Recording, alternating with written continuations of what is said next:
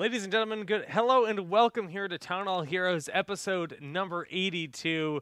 Don't worry, I have you all muted so your chatter doesn't affect the show. Excellent, good, great, grand. My name is Solid Jake, and this week we're joined by BKB and Scylol, and of course, Kubi and Zoya are here. Zoya is moving his mouth, and I've retained his mute this entire time. Let's give them the power to speak.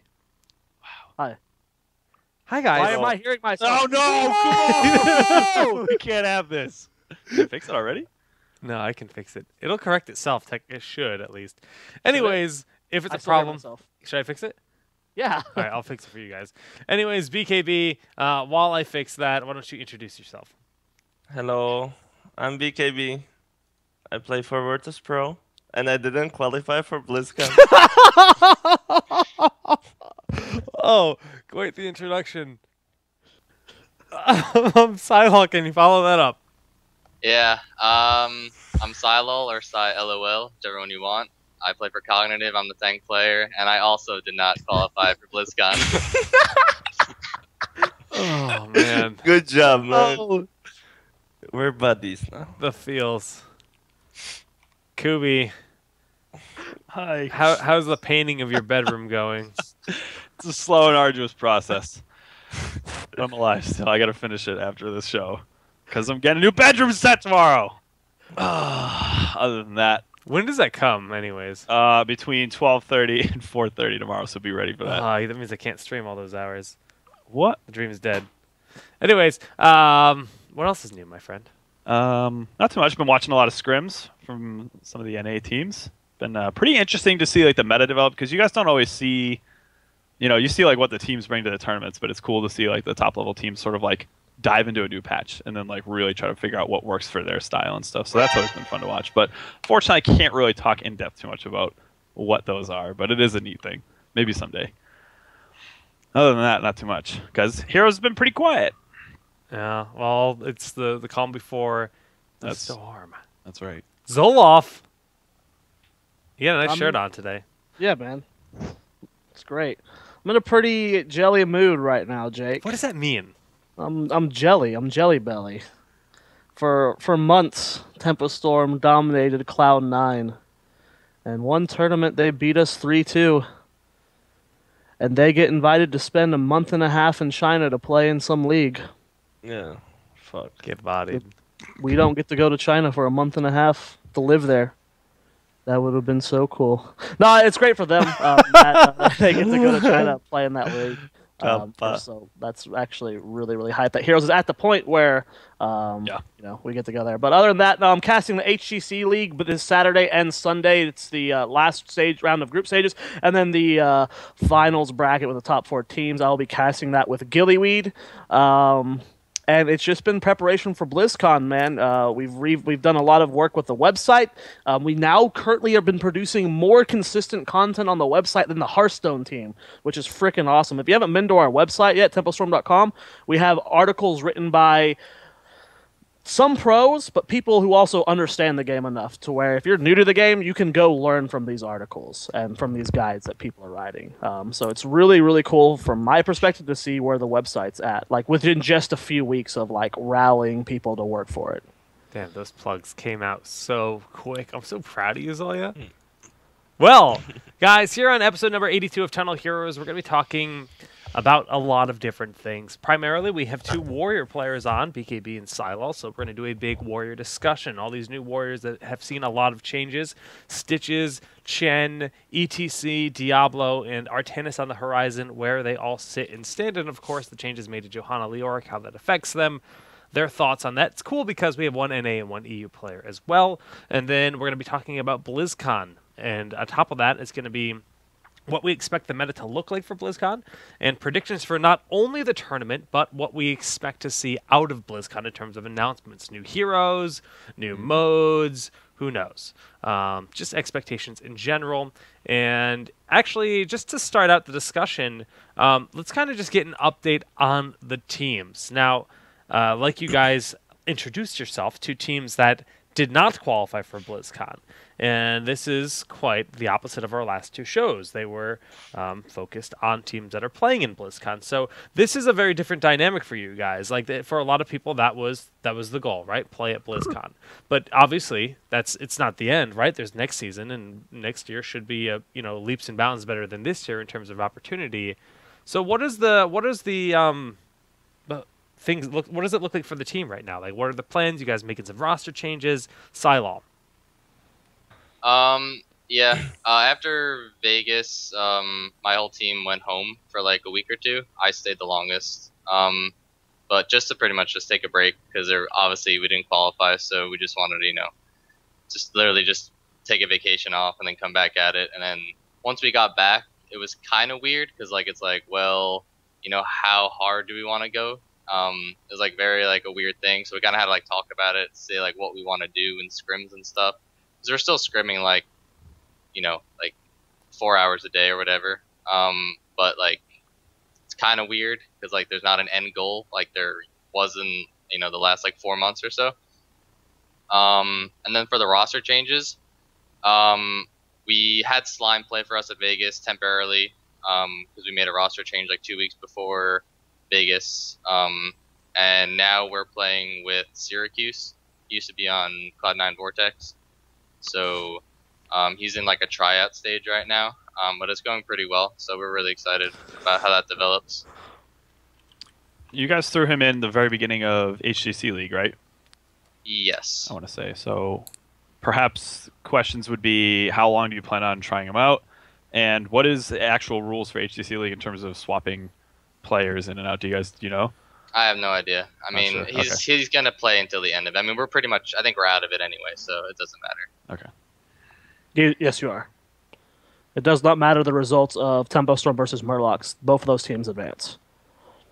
Feels bad, man. Yep. So, aside from that, how have things been with the tryouts so far? Have you just tried out Syracuse? Is he the first person you guys have gone? Yeah. Okay. Yeah, we've only tried Syracuse. Pretty much Glau knew him because Glau was on his team back in the Glorious Glorious, days. yes. Wow, that's going way back. Yeah, so Glau had a lot of good things to say about him. He's a really chill guy, so I mean that's what we were pretty much looking for.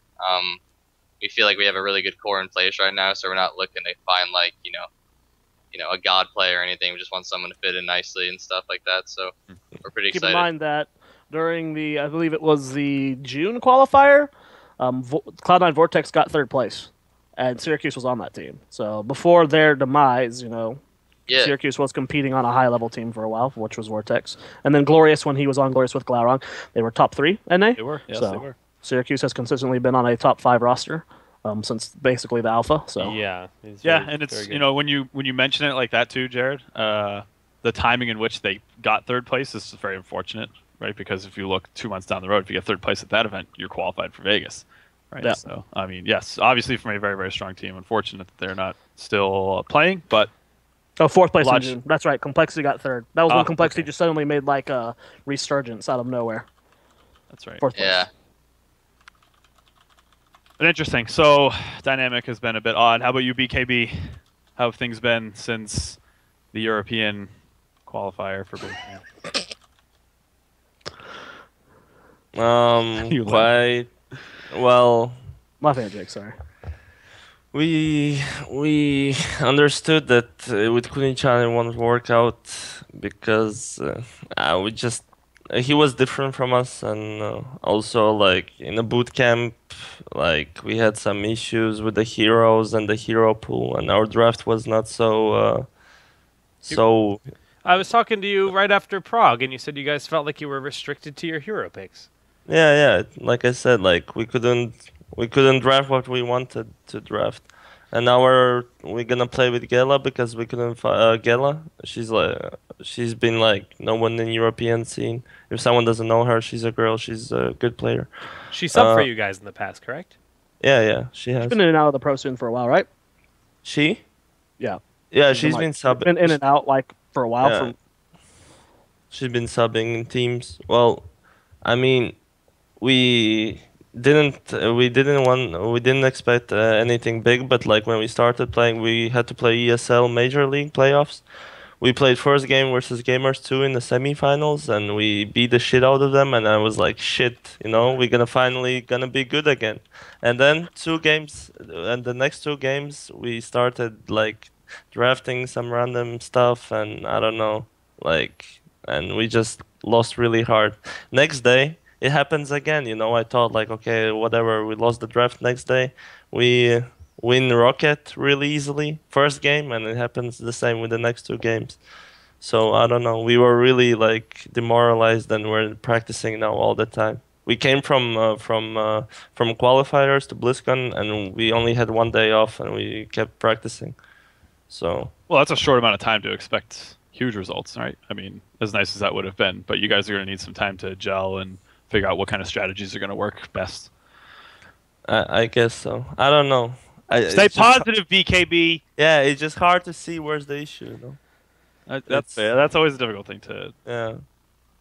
But I don't think it's in the players. I think it's like in just the way we practice, and maybe in draft, or like preparing the draft or something like that. Well, that's good, though. That is like a good, bad downside to have, right? When it's the way you think about the game, or like the way you like go into the game, that's the problem. Because if you're like weak mechanically, or you're weak with synergy with the team, that is not something that you can fix, right? Like that takes so many things to change for you to fix that. So the odds of that being fixed are very, very low. But if it's literally just you drafting bad mid-set, that is something that can be fixed over time. That's something that's like comparable to tournament nerves. Eventually, you just get over that, right? Eventually, you can learn to get past that. So if that is an issue, if that's your biggest issue, then all it takes is time and, studying drafts and stuff to fix. So a lot of teams approach shot calling and the way they draft differently. I believe some teams have one person that drafts for the team and one person that shot calls.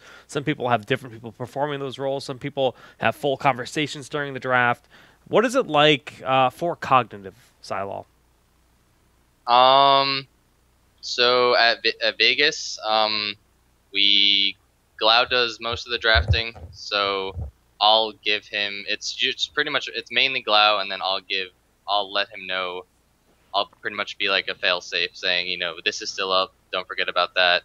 They're probably thinking about going this and this, but he'll do most of it, and then I'll do most of the shot calling with him doing the same thing that I do in the draft phase, just helping me out in that sense. Like, I'll ask, like, can we do this? And he'll be like, yeah, or he'll call it off or something, stuff like that. So it's pretty much like a two-way street. You think it's crucial for the Warrior to shot call? I know a lot of teams say they prefer that.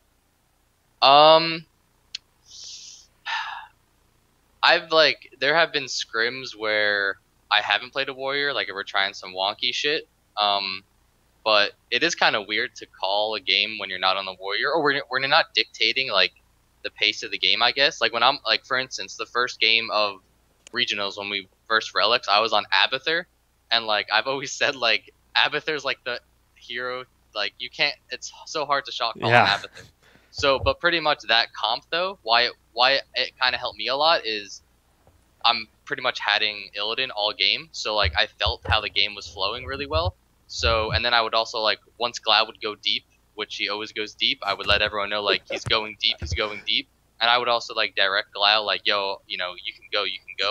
So that was like the first time I ever did that. Cause like in scrims, I kind of like just naturally, if you're playing Abathur, like I just kind of get a little bit quiet, I guess. But like that was like the first time where like I was vocal playing Abathur, and it was kind of interesting. But like that game kind of just had like a mind of its own, I guess. Like there wasn't really much shot calling, kind of just like killing people, I guess. So, Esports. but I know back before COG was COG, and I was on like Vivid and stuff.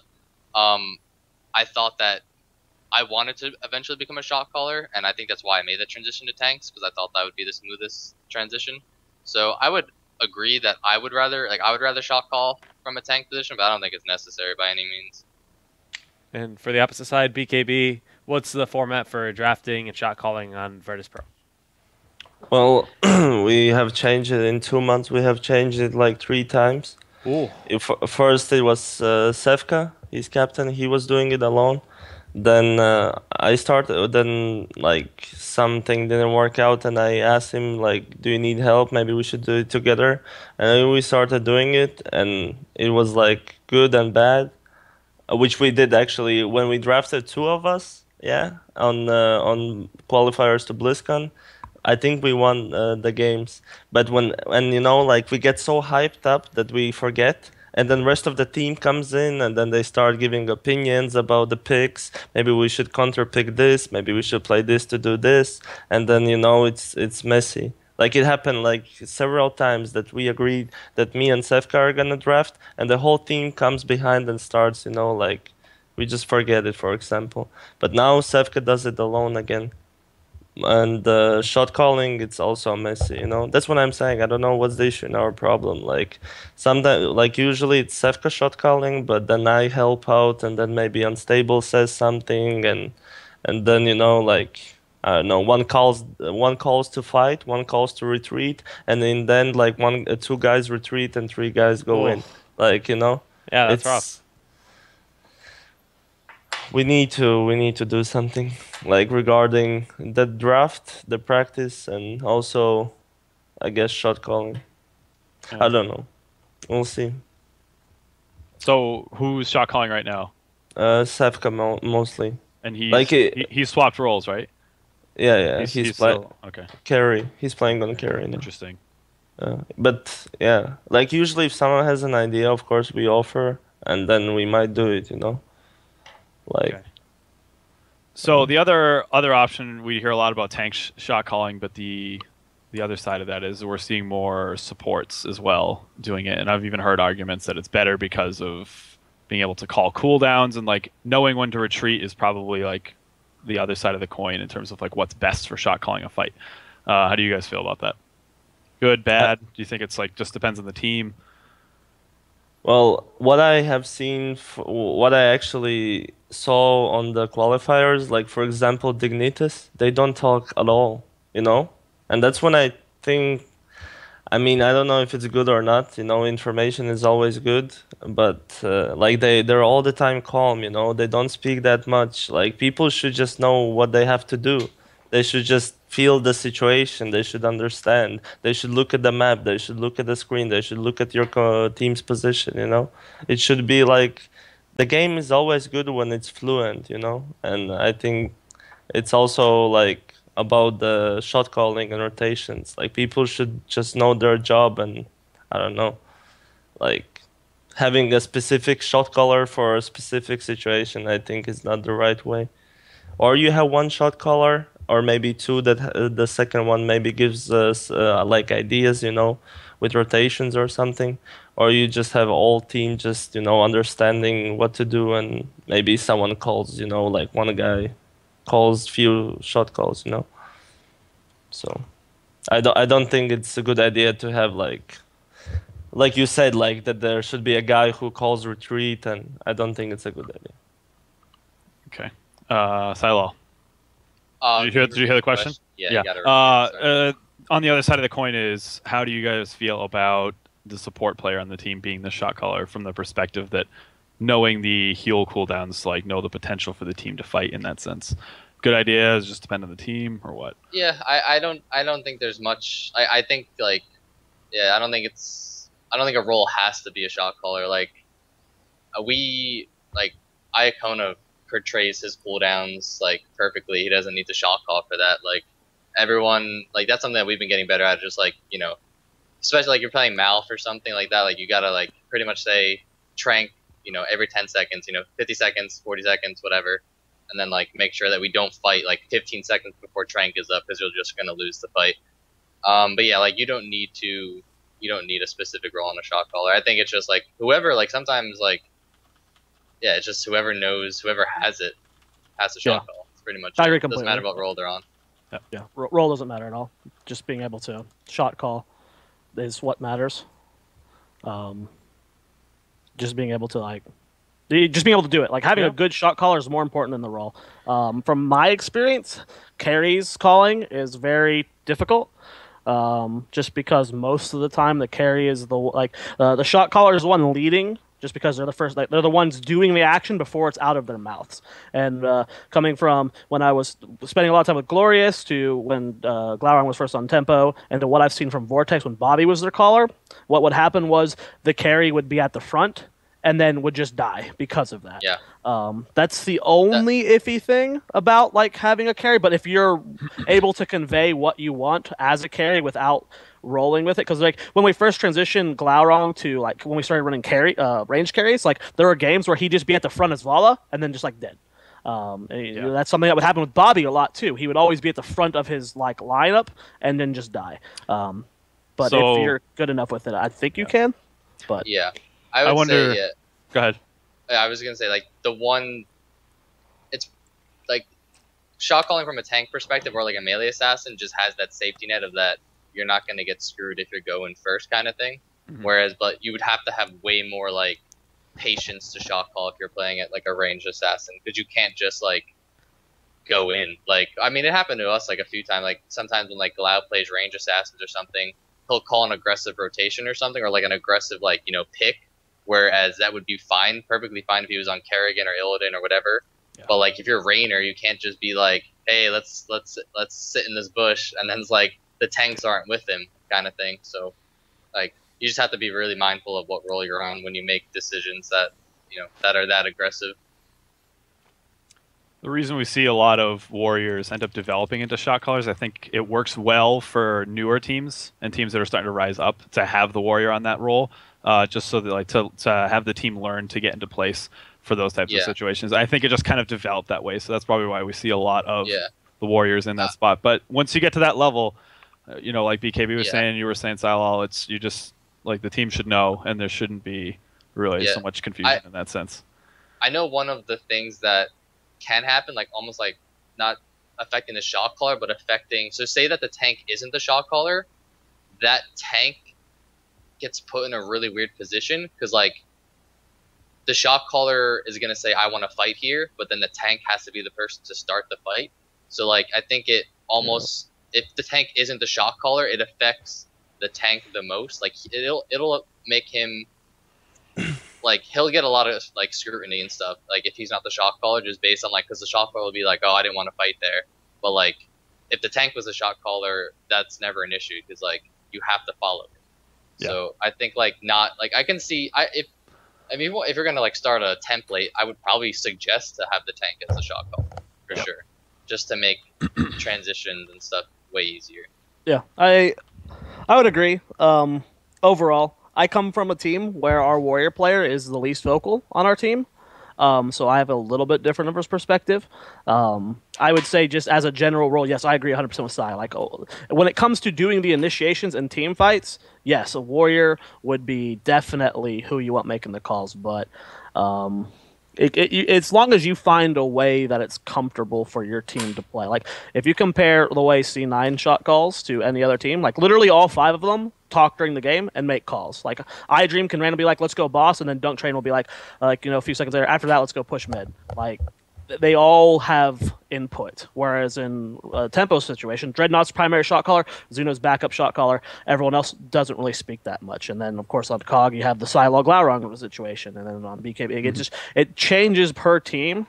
But I definitely feel if you're struggling with team fights, it needs to be either the warrior or the support calling. Just because either the warrior is the one initiating, or like Kubi said before, the support is the one who can is always monitoring the health bars of everyone. So he knows, like usually in a team fight, you know your own health bar. You know when you're about to die, but you might not know the health bars of everyone else. The support will know. So the support will know, oh shit, we're losing this fight. Get out, get out, get out. So when it comes to team fight calling, I think it definitely needs to be warrior or support, just from a general standpoint. You can make it work with other roles, but when it comes to just like flow of the game, whoever's just got the best map awareness and like the best decision making can make the calls. Yeah. Very cool. It's always interesting to see, different teams' perspectives onto how to approach all of the strategic portions of Heroes of the Storm. So moving on, I would like to talk about warriors. Now, this is the primary theme of the episode is we have 2 warrior players, and let's just open up the gates hot with Artanis, the newest. What's so funny? Nothing. Tuesday, right? For those who pre-ordered StarCraft, we get to play Artanis. Yeah, less than a week, 6 days from now, Artanis will be live. Actually, before our next episode, Artanis will have launched. He's already in the game files. A lot of people have already played him since you were able to play him on the PTR by selecting random in a game. And it was if you had pre-ordered Legacy of the Void, you could get Artanis. We can see him here. He is a StarCraft warrior and BKB Scylol. Any first impressions? Have you tried him? Like, what's the status on this here for you guys? You want to start? Because you have start. it. I mean, no, I don't know much about the guy, honestly. Okay. Like, I know Hospital, like my teammate is hyped for him, but like I know he has like a global ultimate or something, like a laser or something. It's like I don't know. I think he's gonna be like a Sonya. Like I don't think I'm ever gonna play him, so I'm not really concerned. He's got 2 globals. Yeah, good. Feels like a very Illidan version of a tank. Yeah. So He's going to be a bruiser. Yeah. Well, I heard secret and nice strats with Artanis and Abatur. Oh, that was my theory crafting. That wasn't a secret NA strat. Yeah. That was my theory. Secret crafting. NA strats and Jake Styrian crafting are not the same. All right. I shouldn't listen to them. please. No. Secret strats. I think it's dope. So, one of the cool things about Artanis is his global heroics, right?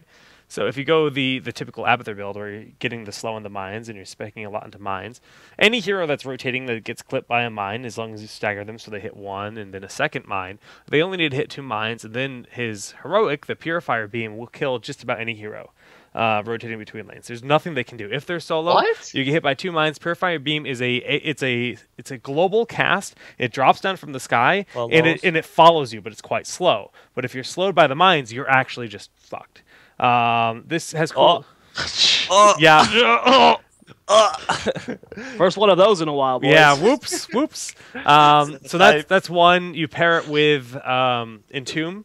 Another really powerful use of the Purifier Beam. I can only imagine what Twitch chat's going to say because I swore. We stopped counting the tip jars so long ago. So that's it's really cool. Some of the other cool the kids. Oh God. Take him down. Oh no! I'm sorry. Nice to be on the other side of this fence. I'm sorry. Bear dropped the ball last week. One of the other cool things I'm looking forward to seeing is actually him kind of being like the old school Diablo in a lot of ways. Diablo used to be about the flip and then the shadow charge, and Diablo Tyrande was a very popular thing. But Diablo's since gone extinct, and I think that Phase Prism. Well, okay, he was extinct. We'll get to him. Phase Prism. You switch locations with a hero, right? It's a skill shot you throw out. You swap locations with another hero. Pair that with Tyrande could be really cool. You know what's exciting about Phase Prism? Now people will realize it's Void Prison in Phase Prism. I don't have to listen to that I hope so, man. Yeah, it is an interesting ability, though. I think it's a cool skill take shot, on it. right? It can It is miss. a skill shot. You can dodge. Yeah, it's pretty slow too. It's easy to dodge. So you probably want to hit a stun. I don't know. We'll see. We'll see how people use it. So just running through his abilities very quickly, and then we'll wrap up. It's not going to be a full discussion. We'll talk about him next week. Blade Dash, he dashes forward and then dashes back. There's no way to cancel the return dash. Twin Blades literally just empowers your next auto attack. So he's an AA bruiser. It's kind of like getting destruction on Arthas to some regard for his D. Much shorter cooldown, of course, only 4 seconds. Phase Prism, swap locations, Purifier Beam, we talked about that. And Suppression Pulse, also global range, large area, Spear of Adun, dealing damage and blinding for 4 seconds. So good. It's pretty powerful. Does that blind have like another thing, or is it just a 4-second damage, blind? and Straight up. It's not like... Yep. AoE, global cast, blind with damage. Big AoE. A 4-second blind is literally ridiculous. Like if there's not another like variable on that, then that's ridiculous. Unlimited range, yeah, it's really powerful, man. Because like Lily has like the 4-second or 2 autos kind of thing, but if this is just straight up 4 seconds blind, like that's ridiculous. Huge. Yeah. Yeah. Like the moment like a hard engage comp comes in, like 4 seconds, guys, is a long time and for a team fight. Like, it's like Illidan. Good luck healing yourself. Like, there are like stuns and shit that happen in this game that's like, oh, it was stun lock forever, and then you look and it was like, oh, that was a single Divine Storm for a second and a half. That felt like a year. Like 4 seconds is a long time, and that 50-second going to be cooldown fun. too, like a really short cooldown. That will be up for every fight. That's like your blessed shield, pretty much. It's just always there. Oh, it's 50 seconds? Yeah, it's a really short cooldown. It's Yeah. insane. It's so OP. That'll be up for every team fight then. Yeah. Just run a Johanna, Lily, Artanis comp and just win games because you'll never get hit by any auto Lily. attacks. Lily? Lily? No, Same no. shit. It's the same Lily. shit. Lily. Lily. Lily. Potter. Alright, get the fuck out. Very much an AoE or an AA here, auto attack hero. He has Seasoned Marksman. He has follow through. He has an upgrade for his W that makes his triple damage, I think.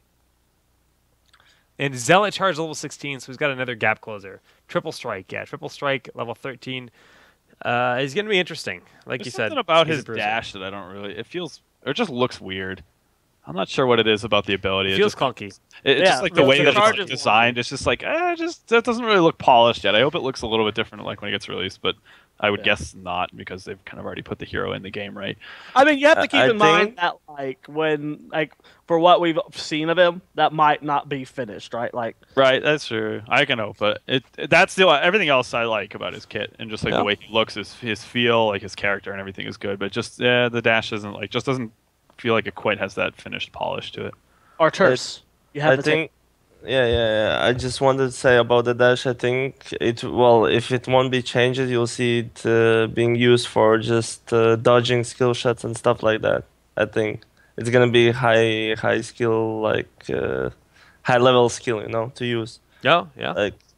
But it also deals a lot of damage when you go back, the second dash back. So I don't know. Maybe if they dive in, you have to dive out and you go back. I don't know. But it can get cancelled though. If you dive in, if you dash, and someone stuns you, you don't dash back. Yeah. One of the So- cool things about the dash, though, is a lot of people complain about the fact that you can't cancel it, but it does have a cool thing where you can actually dash through a wall and dash back through, right? That's something that can go through a gate, and you can do a lot of damage to somebody trying to escape. In a lot of ways, it's a ranged ability. Sure, like you said, you're vulnerable in that instance if you dash through, and then you happen to get shadow charge while you're through the gate, because that's going to hit you into the wall, and you're going to be stuck through there. But I still think it's a really cool bit of utility for the game. I think what I need to do is to let to have the dash for 1 second, so you can do the prism thingy. So you can dash, swap, and dash back, or something like that, So you can make some plays with other skills. I Yeah. don't know. That would be kind of cool. Something. until we see him, Yeah. can't really say. Yeah. Right. Yeah. Yeah, just some cool to get first thoughts before we actually try them, because who knows what we're gonna think after playing them. Next week we could be saying this guy's so OP, it's ridiculous. Yeah. And we He won't does be able to fit really into the talk. meta, or at least the perceived meta right now. Like he's gonna have. Well, a keep in place. mind that he's not playable for BlizzCon. Yep, that's true too. Is that Just is that about officially been announced? Yeah. Justin Brown. Yes. That's tweeted about. Okay, Thank I God. didn't see that. And that's That's good. typically the rule, right? If it's 3 weeks or within that time period, for a big major event like this, or it's Well, not it's a even week. that. He It's comes 2 out weeks. a week before pre-week. He comes out a week before pre-week. Yeah. And it would be dumb if something's not playable yeah. at pre-week and playable at BlizzCon. Yeah, right. So, So I agree with the that's- decision. it's not surprising. He comes to out a see. week before a pre-week for people that have already bought the game. Oh, does he come out on The, or tw- the, the date? 20, Does it the come out the day before? 27th, if you haven't pre-ordered Legacy of the Void, the 20th. So he comes out the day Overwatch goes into beta for non-Legacy of the Void subscribers. So he's never gonna get played when he gets released. Is all you're saying? LOL. Not for a while. I'll Yeah. play him on the 20th for sure because I pre-ordered Legacy. But let's talk about Leoric. Leoric, they tweaked the skeletal swing a little bit. He doesn't have that same beefiness to an Infernal Shrines, but they have finally fixed his reanimation at level 1, so that when your allies collect the globes, it does affect him as well. Pretty much in the same spot as before. There's a thread on Reddit. I can't find it right now, but someone in chat knows what I'm talking about. Someone did a change in win rates of heroes from hot slogs, and I believe I saw Leoric had a 6% drop in win Wow. rate. 7 or Like- 6, yes. 7 or 6. He went from 58% to 52%, something like that. What's the I can't condition? find the thread right now. What was the condition in which he dropped? His the patch. Oh, Like because just- when the patch hit. Oh. Patch. Yeah. I So think he... If anyone has that thread, please link it in chat for me, because I can't find it. Yeah, but this was when his reanimation was nerfed, so his regen master was completely bugged. That just got fixed today. They hot fixed Yeah, it that got today. fixed today. So that was a big factor. It's only when allies grab the globe, though. So But he wasn't like that's completely. still It's pretty... still a big deal, but not. That alone's not going to cause a 7% drop. Yeah, I mean you're right. Yeah, 7%'s a lot. But he did have the skeletal swing nerf, and he isn't just auto pick, especially Infernal Shrines. There's some factors in there. It is quite the drop. Maybe seeing other warriors starting to hop in as well, especially Sonya, who works pretty well as like a That's counter, got to be a variable, if you will. So. Yeah. Okay. How do you give people access to post links, Jake? Exclamation point permit their name. Never mind. So BKB Scylol, you guys pretty much agree with that? What we just said? You can start. All right. No, I think he's still Leoric, so like he's still really good. Is he tier 1 though? Yes. Really? He's wow. Yes. Damn. I'm surprised to hear that. I put him in tier 2. Tier 1. Why do you what do think you he's still really describe? good? Would you pick him before mid-tier bans, like consistently? He will be getting, if things hold up, he'll be getting picked in the first phase of the draft. Oh, there we go. Cool. There's the thread. Interesting though. That's Oh, it was a 5% change. He went from 57 to 52 throughout all leagues, so like a 5% win rate, which is pretty massive drop. Like it doesn't seem that much, like 5%, but like when it comes to win rate across thousands and thousands of games, a 5% drop is huge. Oh, that's big. Yeah. We'll talk a little bit more about the meta and how we perceive it's going to shift, but that's we'll revisit that, Scylol, in terms of like what our opinions are on like what the tier 1, 2 heroes are and what we're expecting to see at BlizzCon, etc. But that's interesting. BKB, thoughts on Leoric? I think he's weaker. Yeah. I don't like he was picked all the time because he was fucking bully. Oops. Sorry. He was a bully. Like he pushed too much. He was, I don't know. Now people don't, like in Europe we don't pick him so much. Like not at all almost. Interesting. I think he's I don't know, dead. he just feels weaker. Yeah. Yes. I don't think he's dead, but I think I think he'll remain pretty prominent in Korea. We'll see. I think when people we're going to talk about the other warriors, but a few warriors got some buffs that make them much better, and then the changes to Sonya, like god tier now. Hey, Sonya's way too good now. Yeah. Like actually needs a nerf. I think Leoric will still see play, but I think warriors are in such a healthy spot right now that it's disgusting. All right, powering through another hero that saw a massive change. This one is Rexxar, and Rexxar now has, of course, the Misha Fixate ability. It's the first hero to receive an additional ability hotkeyed at 1. Well, I guess Lost Vikings are kind of weird themselves, but yeah. So yeah, I mean, this is basically the ability to fully micro Misha. Misha has a longer range away from Rexxar. Sure, they nerf Bird of Prey. That's the 300% bonus damage to your swooping strike. It's now 200%. But they didn't really nerf anything else, and it feels pretty good to me. I want to know what the pros think, though. Well, just based off win rate in Master League, I'm not gonna drop like all leagues, so I don't give a shit about all leagues. In Master League, Rexxar only got a 1% buff, win rate buff. He went from 48% to 49, based off of the changes. So, interesting. But Scylol, what are your thoughts on Rexxar? BKB can go first. BKB, go, man. So polite. Rotate it. Flip it around. Well, before Kunichan played with Rexxar, and I started recently playing because he's not playing for us. And on EPL, like the SEL but European League, I had like, I don't know, I played like 11 games and I won 9 of them with Rexxar. I think he's really good. I don't know, like you can, if you play him correctly, you can do nothing to him, and like, I don't know, like he feels the same, but somehow people started using it more, and I think he's strong. I think he's really balanced hero. Misha is OP, man. Like you can't kill her. If you have to kill her, you have to use so much. I don't know. I think she's really in a good spot. Dobby? Dobby? Yeah. Yeah, I think I love playing him. He's like one of my favorite, probably my favorite tank to play.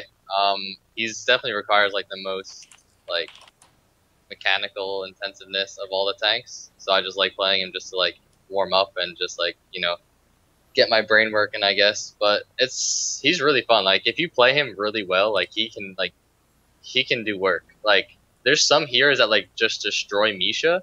Like if like they're in there, but like if they don't have like the ability to if they don't have the ability to blow up or can't afford to blow up Misha, then it's like ridiculous. Like he can be ridiculous. Like he gets like stuns off like at an absurdly high rate. Yeah, it's really good. It's really cool because like from the games I've seen, there are heroes that like you said, like very specific. It's like what there are heroes that have to like blow a lot to blow up Misha, like Jaina specifically. If Jaina blows her combo to like blow up Misha. If Misha lives through that, then you got a window of time where Jaina's not doing shit, exactly. and that's when you go ham and you dumpster people with Rexxar. Like it's learning to play with him and his mechanics, and like when you find those windows of opportunity, he's disgusting. So go ahead. Misha lives through a lot. Like if you get the Yeah. E off and like you just hit D and then like weave her back in and stuff, like she can literally like soak all damage. But you have to do it right. I think the one here I had the most trouble with, but this is also I didn't have a tank on my team, was Raynor.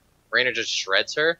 But then again, I didn't have there was no one else in the front line, so it was kind of like a imbalanced like thing. But yeah, that was the one here that I saw that just completely destroys her. So, with the implementation of Misha Fixate, not only can you micro Misha, but you can tell Misha to follow one target. Does this make Bestial Wrath like the go-to? Because before we were seeing a lot of Unleash Boars! It was Boars pretty much every game. But now you can just say, Misha, we're going to get the reduced cooldown on stuns aspect of the beast, I believe. And then you're going to get Bestial Wrath, and you're going to throw Misha at Vala, Jaina, whoever, and she's just going to go till she dies. Is that the way to play Rexxar properly, or is it still going to be situational? I think it's only one way probably how to play. It's with the upgrade of like make stronger Misha. What's the name of the ult? Misha Wrath.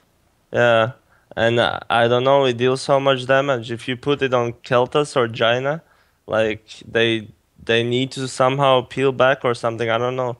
Like it deals a lot of damage, and especially when you have the burning range on Misha. Oh, Wildfire Bear! The Wildfire, so strong. Yeah, and you just put it on a carry, and like it melts. I don't know. I love Rexxar. I think he's like so balanced, really good hero. Mad props to like how like when Misha released, we went ham. Like the community went ham. Like everyone shit on Misha. She was the exact opposite of what we wanted from Best Hero. How long has it been since she released? A month. Like a little over a month, and they've already like design changed her. That's great, man. I'm curious as to how much of this is because Blizzard's forcing this. Like we release a hero every 3 weeks. Like maybe the design crew knew she wasn't ready to be released, and they were still working on this behind the scenes, or maybe they thought this was a good release. They saw the community feedback, and within that month period, they've redesigned it to a better hero.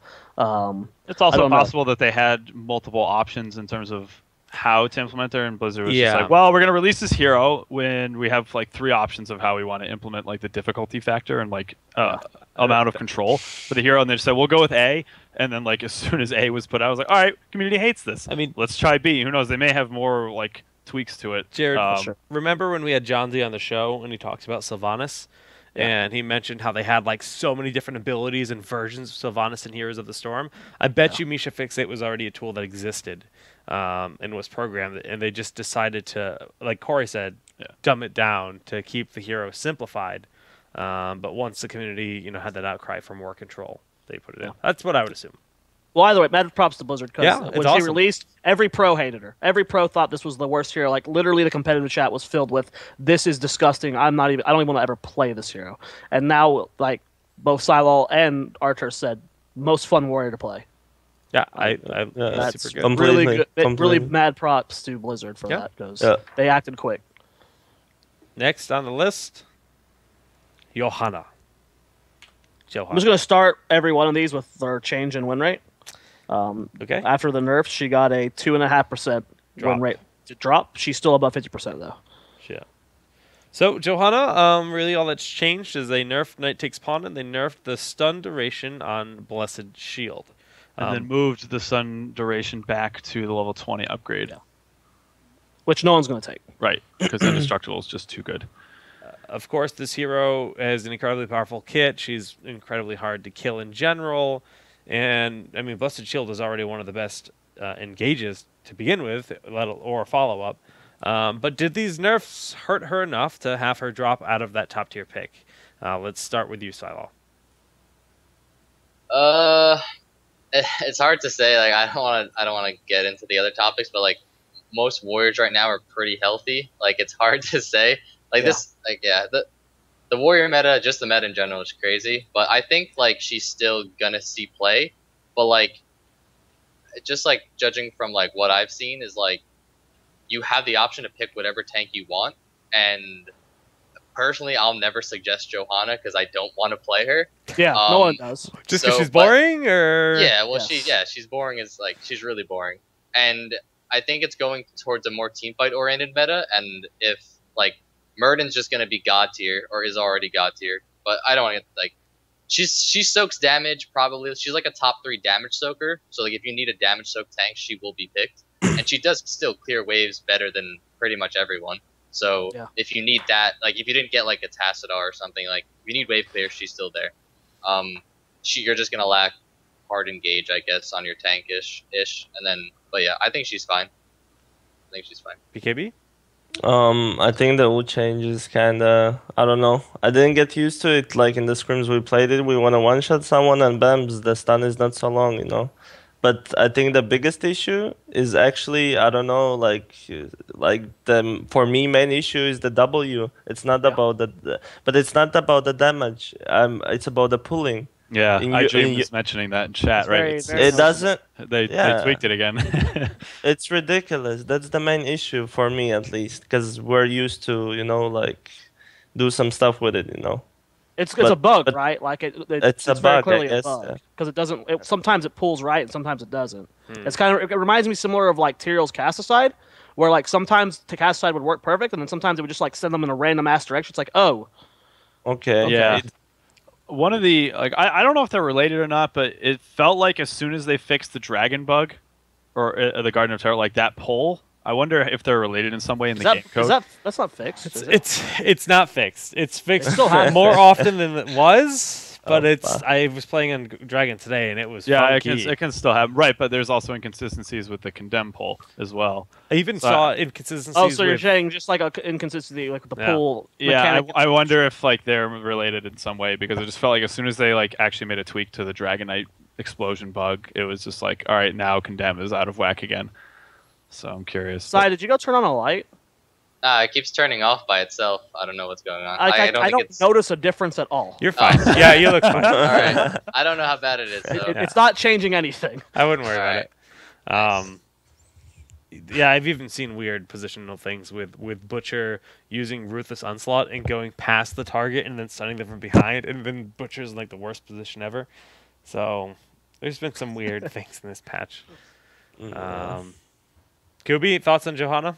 Yeah, she's definitely still playable. I think we're going to see her a lot less. It's not like that battle for Johanna Leoric and like who gets what. I think there's a lot more viable warriors now, and we'll get into that in terms of just like overall meta shifts. But I think you're still going to see a lot of play. There are definitely more specific places to see her, but it won't be, you know, like 100% of games like we were seeing previous. Okay. Let's talk about this guy, our panda friend, Mr. Chen. They removed the brew cost on his heroics. They increased the slow on his cake smash by default. His Q still feels not perfect, but better. Travels faster as well, I think. Yeah, okay. And he hits a little bit harder. And his brew by base, I believe, is more shielding. Like the shield portion of his. I think you're right. Yeah, I think it's a higher shield. I want to say it doesn't scale as well to the late game, but you know he definitely scales stronger in the late game, especially some of the talent picks that he gets. So I think it's a good way to sort of jump into making his early game a little better. Chen's been viable in Europe longer than it has been in NA. PKB? Okay. You say viable in Europe. One team runs Chen. And not even that. Well, right now. But throughout the history of Europe, they played Chen a lot longer than NA did. one team has played Chen a lot longer than No, another. it wasn't just. It's always been Bob for a very long time. No, That's like not saying, true. and Barrel Boys has consistently played Chen for a long time too. I don't think that's true. Does it matter? Doesn't matter what.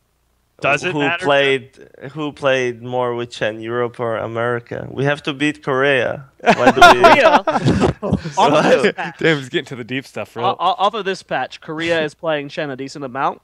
Korea and China Yeah. both. I've shown some games of Kubi, and I've watched some games on my own. Chen looks disgusting when Korea plays him. There was one game I saw where it was Chen Tassadar and Infernal Shrines. I think it was YL versus MVP Black. Chen just sat in front of the shrine, between the minions and the people and the enemy team. Tassadar shields plus Chen Chug. Chen did not die. He's invincible. Chen never died, was indestructible. And then I saw a game on Dragonshire today, MVP Black versus someone. No, DK versus someone. Chen was just not killable. Like, Chen is disgusting, and he does damage now. It is... He still loses to Sonya, though. He's scary.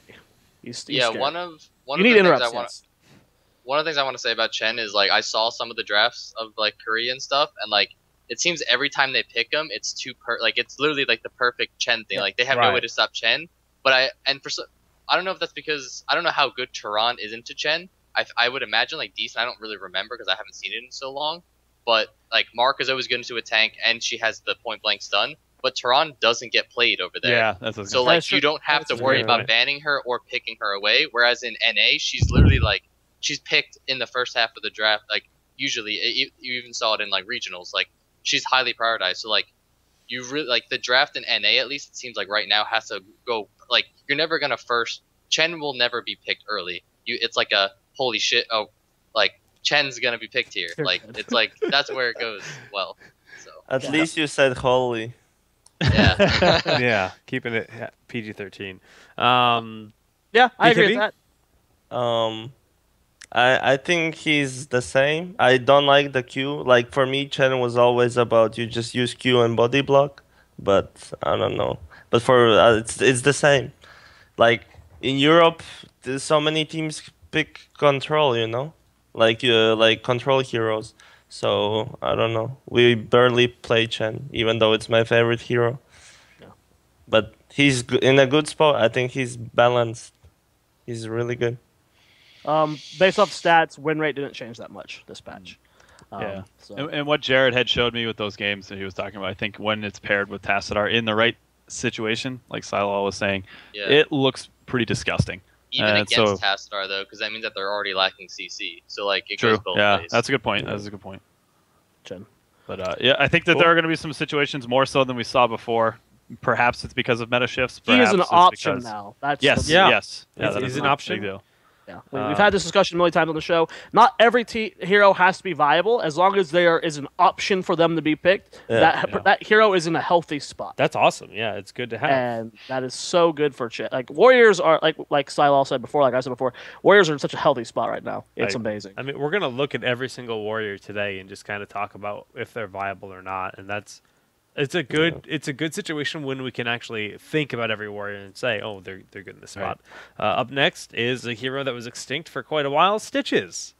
Now, Stitches, I think the biggest change for him is really just this level 1 talent, Hunger for More, 30% maximum health permanently for every health globe you pick up, and this is going to give Stitches that big bad health pool. They also reduce there's no longer a movement speed reduction when you gorge an enemy hero. And did they buff his damage a little bit on the gas? The Devour cooldown has been reduced by 4 seconds. Okay. Win rate that's right. It's increase. from 24 to 20 or something. Yeah, which actually gotta- has more of an implication than you'd think, especially with some new builds that are coming out that I've seen run. Does this pair with Level 7, is that where it is? the one. Oh, where last bite is good. yeah. No, It's it's not- not. Is it? Let me We're thinking Yeah. of the Retchling? hold on.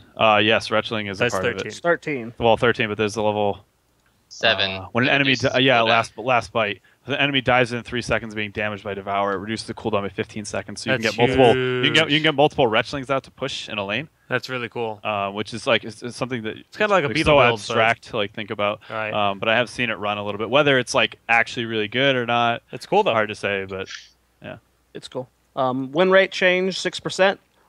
Still below 50% though. He went from 37 to. My God, he was at 37. Yeah. Whoa, so man. it's not. He's still way below 50, but it was a 6% increase. The Stitches toy.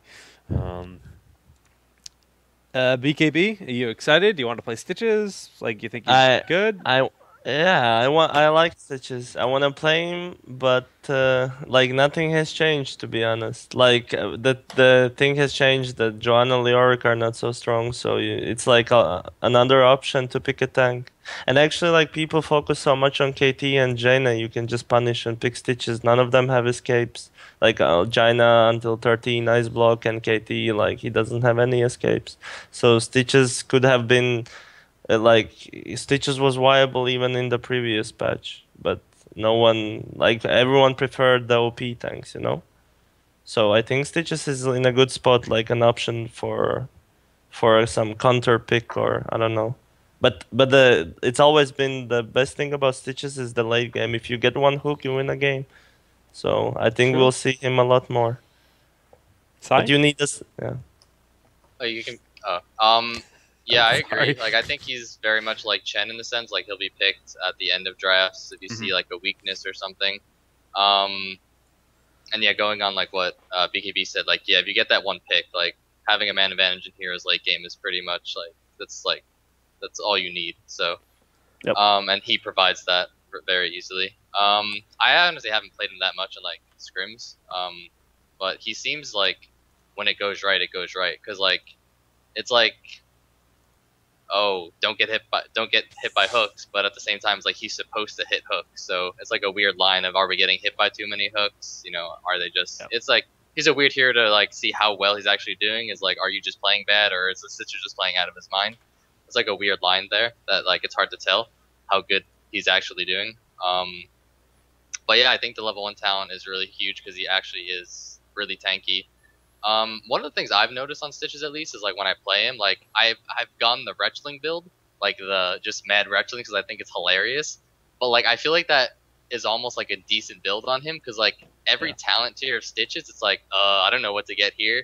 I don't know what to get here. Like all of his talents are like 13's not really that good. Yeah, like Tenderizer is pretty decent, but like probably if you're in a situation where you've landed a hook, you don't really need that slow. Like your team should be built around stunning. And making sure you blow that target up, so you may as well have like really good wave push. Yeah, like his hook is so like don't get me wrong, his hook is so good that I think it shows in his talent choices. Like his talent choices aren't that good. Yeah. Like if you just look, that's just me. That's just an opinion. Like if you just look at his talent choices, like he doesn't really gain a lot, really through anything. Like until he gets fishing hook. Like everything else is pretty underwhelming.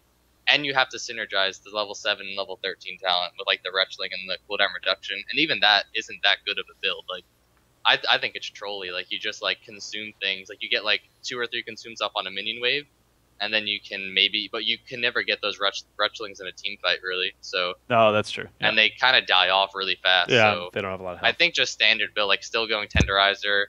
If you need Relentless, get Relentless. Like it's still going to be the way to go. And I don't know where. Like I think Gorge and Vile is still going to be like preference based.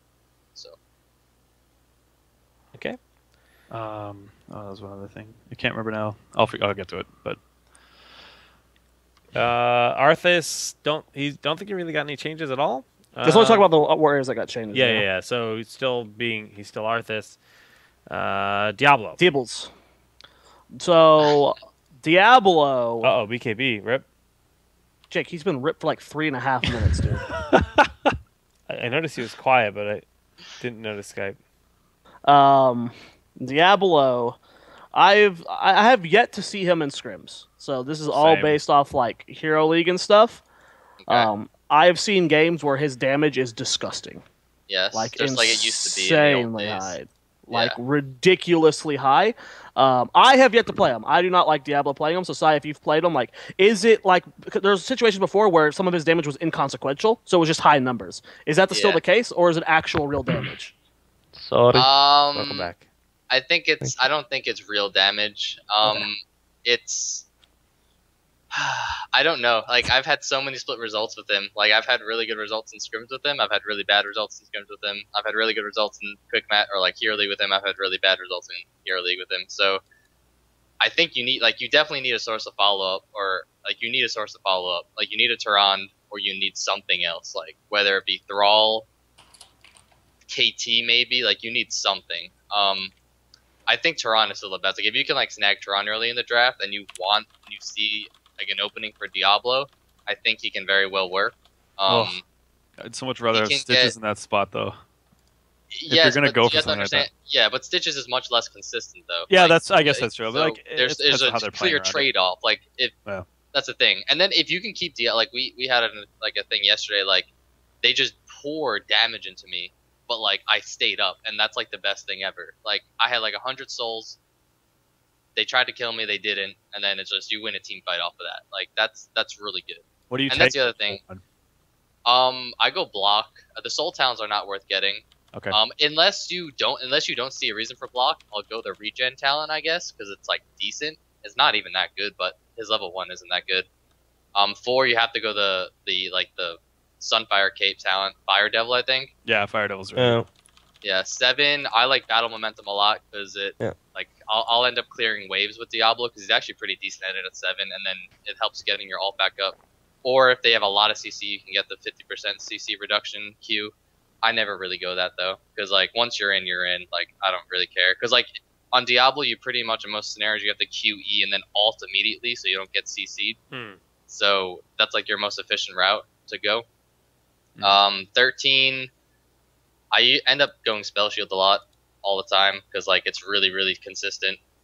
And then 16, you take the extra Q. So when you QE, your Q's up in like another second. Then you can like QEQ people, and it also gives you an escape. And then 20, you go the upgraded Lightning Breath. So Apocalypse is never going to be viable in your opinion? Like I think the can. Wombo age is extinct or what? I mean, it can be like if you're gonna run a Wombo thing. I still think Lightning Breath might even be better for Wombo combos, honestly. But yeah, Lightning Breath is gonna get its value. It's either gonna disengage a fight completely. It's gonna win you a team fight. Whereas Apocalypse is just like, oh, they just ran away from it, literally. So yeah, and it's a way shorter cooldown, which is huge. So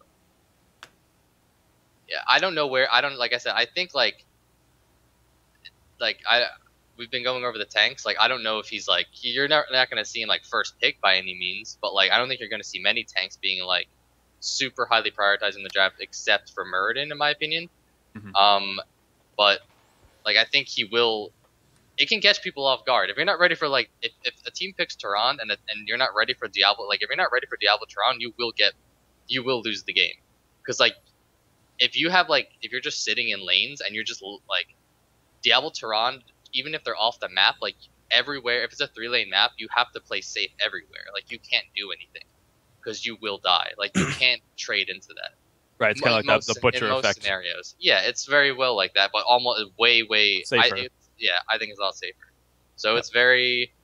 I think he'll see. I don't know how much play he'll see, but he's definitely just like Chen and just like Stitches. Maybe a little less in the regard, but he'll be picked like a little bit, I think. Need another tank with him? Yes, no? I don't think it's necessary. Okay. BKB. I agree with everything what he said, except that like with the other rule, what I feel like you can still one-ball combo. If like team doesn't have like any escapes, dashes, you can easily just go Sonya leap with Diablo and they're all dead, you know? It's one trick pony thingy, but I don't know. Yeah. I don't feel any changes with him. He's like Chen and Stitches for me. It's like he's viable now because the other tanks got nerfed. Yep. So that's an important point. yeah. Is it now? It feels like there's more options open. Healthy tanks, which makes the game healthier. The game feels really healthy. Like so many different picks, and like you can win any game with different picks. You know. Yep. Yeah. BlizzCon's gonna be really. I think it's gonna be like whatever they did with this patch is gonna be really entertaining. BlizzCon. Yeah. I'm really excited. The styles of each team should be shown through the picks, I think, for sure. Okay. Up next, we've got E.T.C. now. Hmm. Jared, what are the win rates? Let me Go, Zoya. Throw them stats ETC went up 11%. What? Holy, In Master League, he went from 44% to 56. holy crap! That's I don't buy 12%. it. What? I mean, you're right, I'm sure, but like, that feels weird to me. But it's same for Diablo. You know, like it's 10 plus win rate, but I don't know. It just people started using it more. You know, like it's Yeah. same with ETC. It just happens with the percentage. Don't crush my hype dreams, BKB. Okay, sorry. Thank you. Oh, that's I don't know. Kindle. I've had a lot of people that were all about ETC. They're just like, nah, he's going to be really good now. So even like when the patch hit, people were really hyping it up. And I haven't seen it yet. I really haven't seen it. I've seen it tried a lot in scrims, a lot of different builds, like weird types of builds that you wouldn't even expect. And it's just like nothing really feels. It's just like, well, ETC just like didn't really accomplish anything in that game. Like there's just no reliable way to land mosh pit. So it's usually just kind of used as a cleanup tool to like make sure that you're punishing the team fights a little bit harder if you win. Other than that, like, yeah, the prog rock change at level 1's good, but like I don't think that's really going to catapult him so much into like massive viability. Didn't they? Groupies got to change too?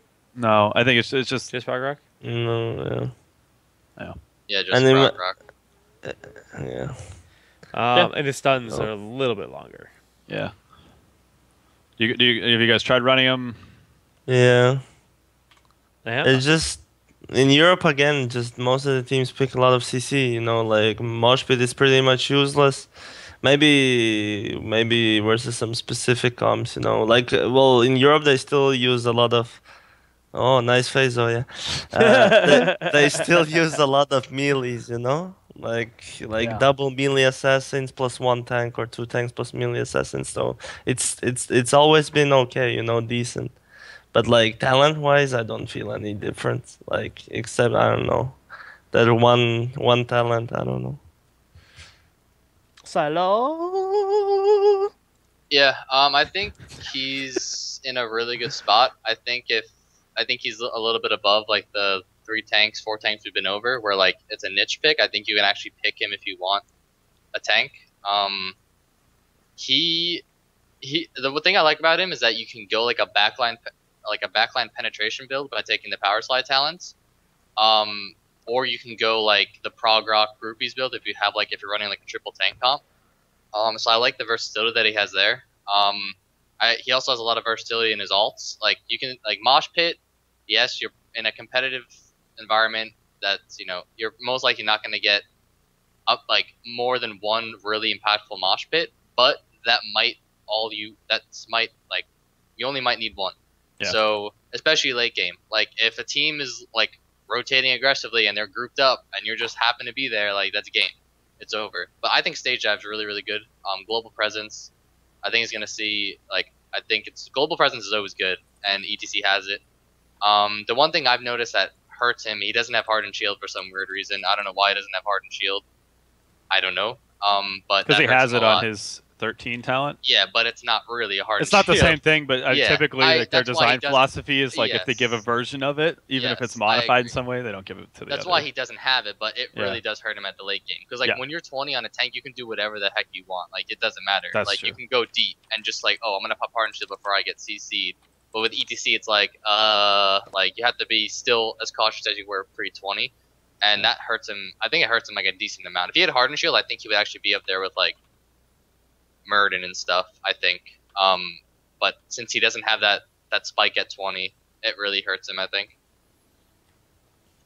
But he's also not only is he good at like backline penetration, like with the power slide build, he's also really good at counter initiation because he can like if you're running like a melee assassin comp or something, like you just pick ETC and just like disrupt the heck out of them. So I think he's like I think he's balanced like for sure. So I think he'll get picked for sure. Well, people just hype the heal. I don't know. Like it's so hard. Like, and I think in competitive game, it's not so easy to use. You know, the groupies and the heal the and 13. yeah, like it's such a small range. And if the team fight starts, like you're not gonna run to ETC just to heal up. You know.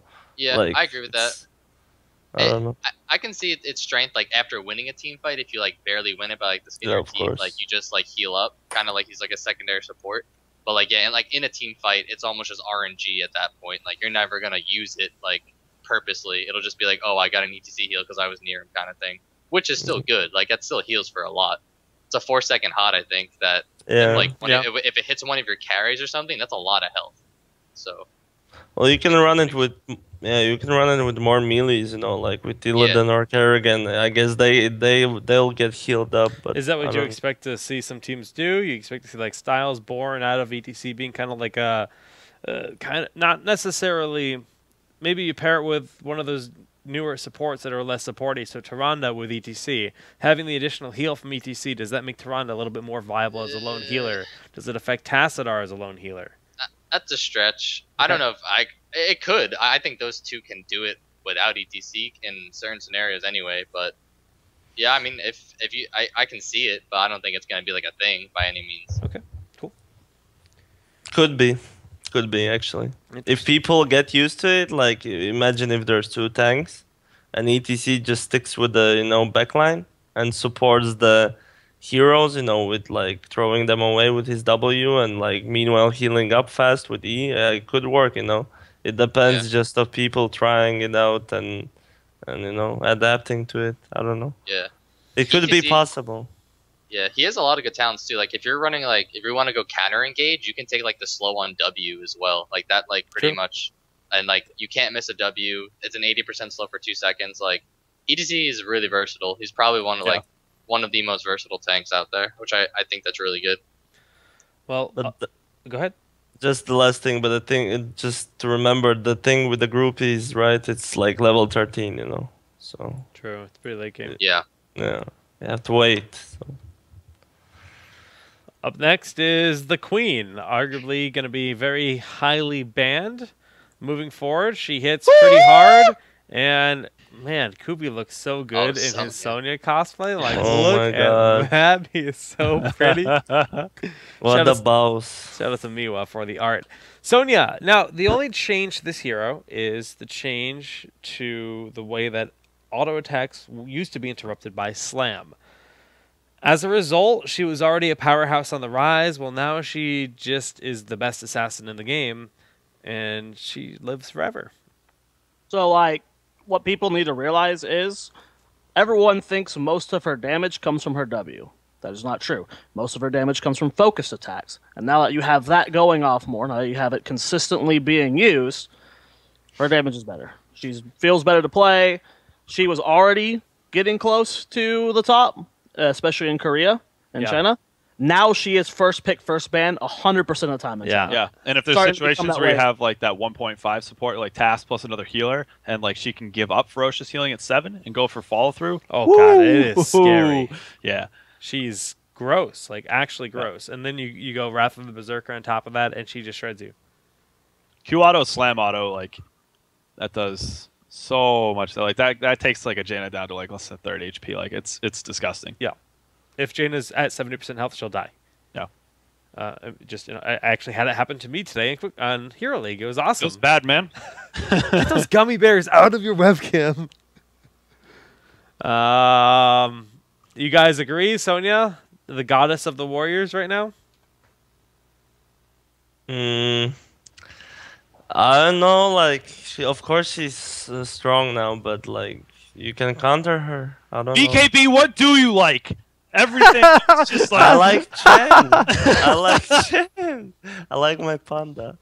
No, she's good. She's really strong. Like, the thing about her is, like, if you pick her, you have 2 ways to go. Like, or you go Red Berserker, which I think, like, which you can actually use for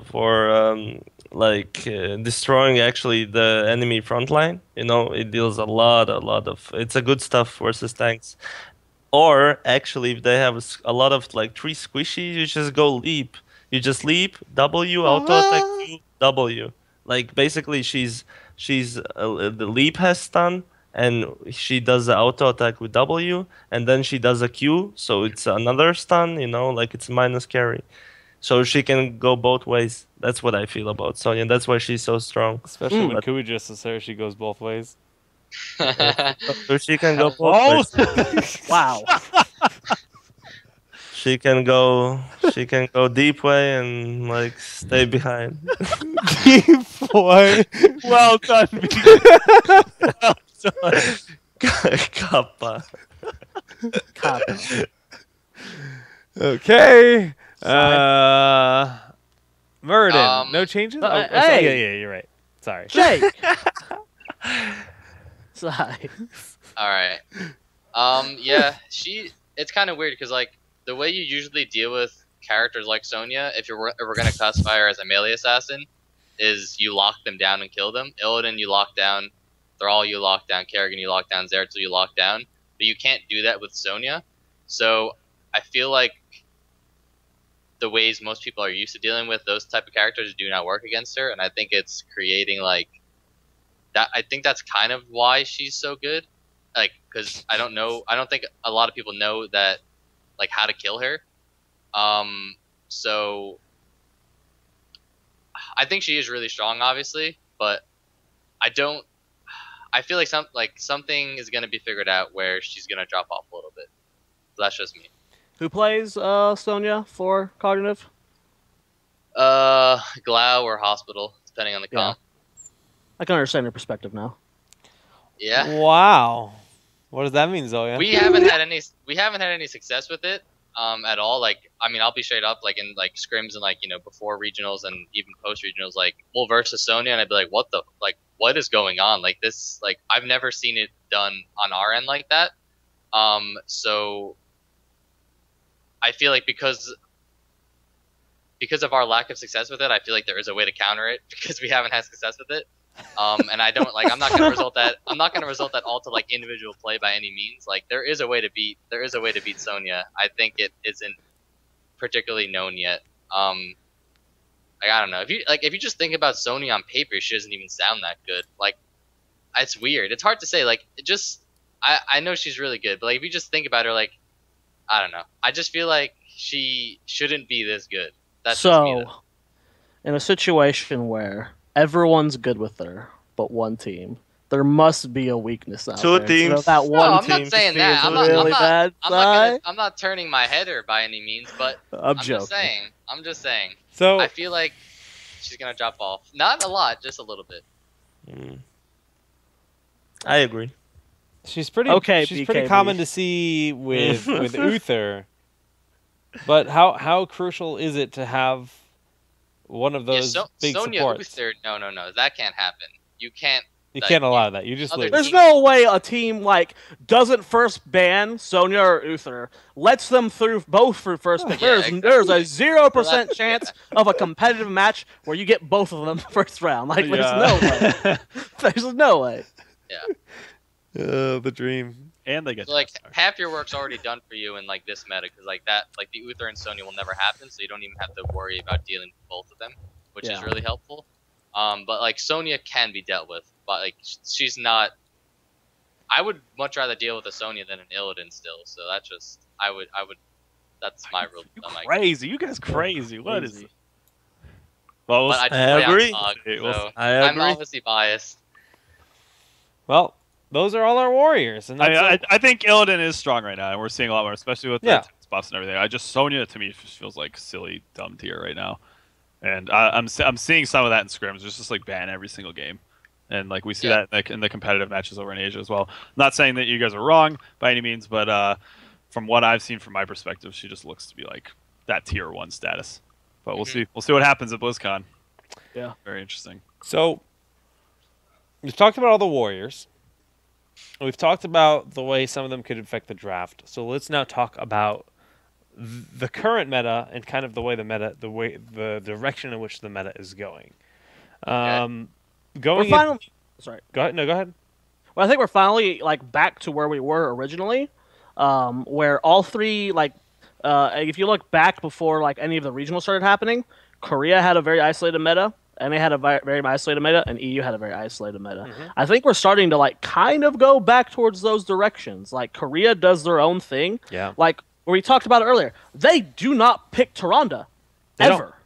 They never pick Tyrande, but in boggles EU, my mind. I don't you understand. see Tyrande literally picked before mid-tier bans every single game almost. And actually, it's interesting. Just look back at MGA and the number of times in which we saw MVP Black banning Toronto versus Tempo Storm. They're well aware that we play her. They just don't like. I don't know if they don't like to play her. They understand that she's a threat, but they don't like her. Yeah.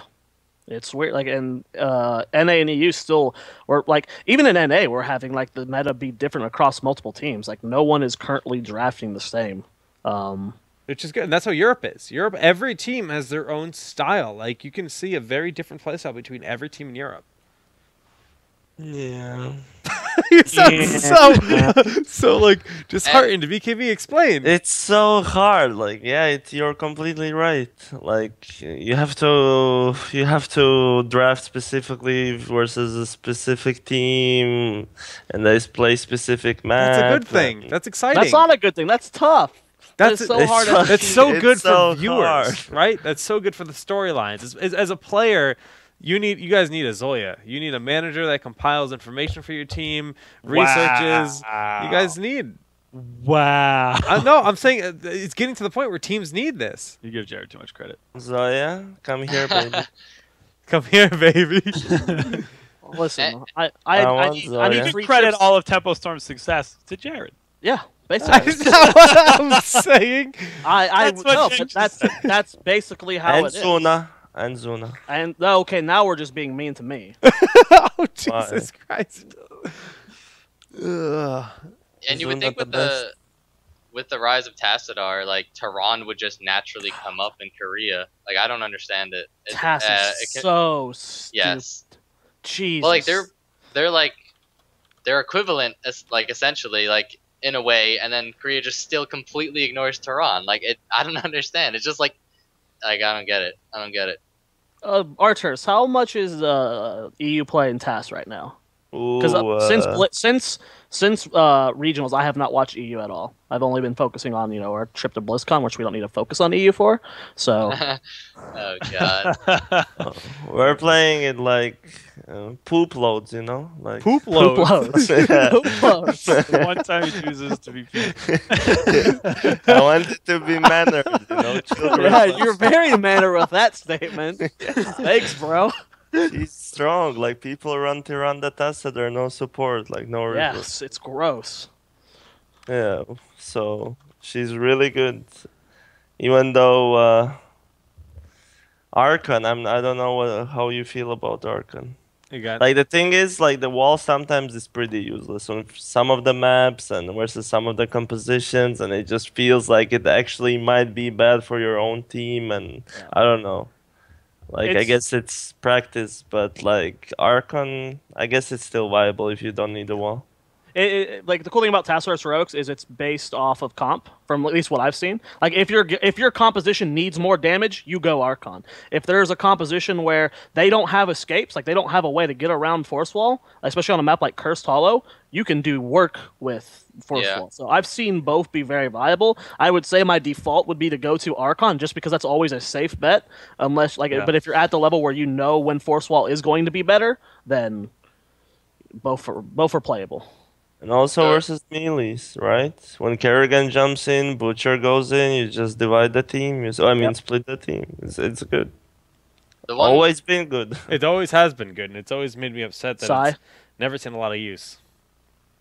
Yeah, the one argument I would make about the Archon is like Tass getting his shields off like the second they're up is so important. Like I feel like if you have a Tass shielding like high priority targets and that's his main focus, and then you have him go Archon, he's almost trying to do two things at the same time. Like Archon, you usually penetrate backline and just like pressure them off, and if Tass is doing that, he's not going to be shielding either his melee assassin or his range assassins. So I think you're like it's very well can be done, but I think it's asking a lot. I think Force Wall is honestly like pretty, like I've seen it make a lot of plays. Like honestly, of course. If the task is only focused on shielding and he just has to throw like a Force Wall every now and then, I think that's really, really good for the task player. Because making sure you get your shields off, like not screwing up who you shield is like that's like how you top 5 things you need to do on tasks is not shield the wrong person. Tomorrow, Tempo Storm KO will be releasing a video going in depth about Tassadar. But one of the things one of the things freaking he tempo plugs. discusses- I thought one he of the already things did it today. Oh, did that come out today? The video's already up. Worst manager I've wrecked, ever Zoya. seen. I forget Holy days, crap. okay? I just set them to release at a time, and then we're good. Wait, you mean Can they're all we see it? pre-recorded? What What is do you mean this? all pre- Yes, those YouTube videos are not live, KO. Oh, what? I don't He's even- flustered. He's flustered. It's One fake. of the things he talks about is the Esports? video's already up. Okay, chat, I get it. Conjurer's Pursuit. It doesn't take very many stacks of the Conjurer's Pursuit, but it gets to the point where, like, post 10, you can spam shields constantly, and you don't go Yeah. which is so insane, because it's literally, the shield lasts for 5 seconds, and then it's a 5-second cooldown, so you can literally spam the same target with 5-second shields and just keep stacking and stacking, like overlapping it. Like, it is really, really good.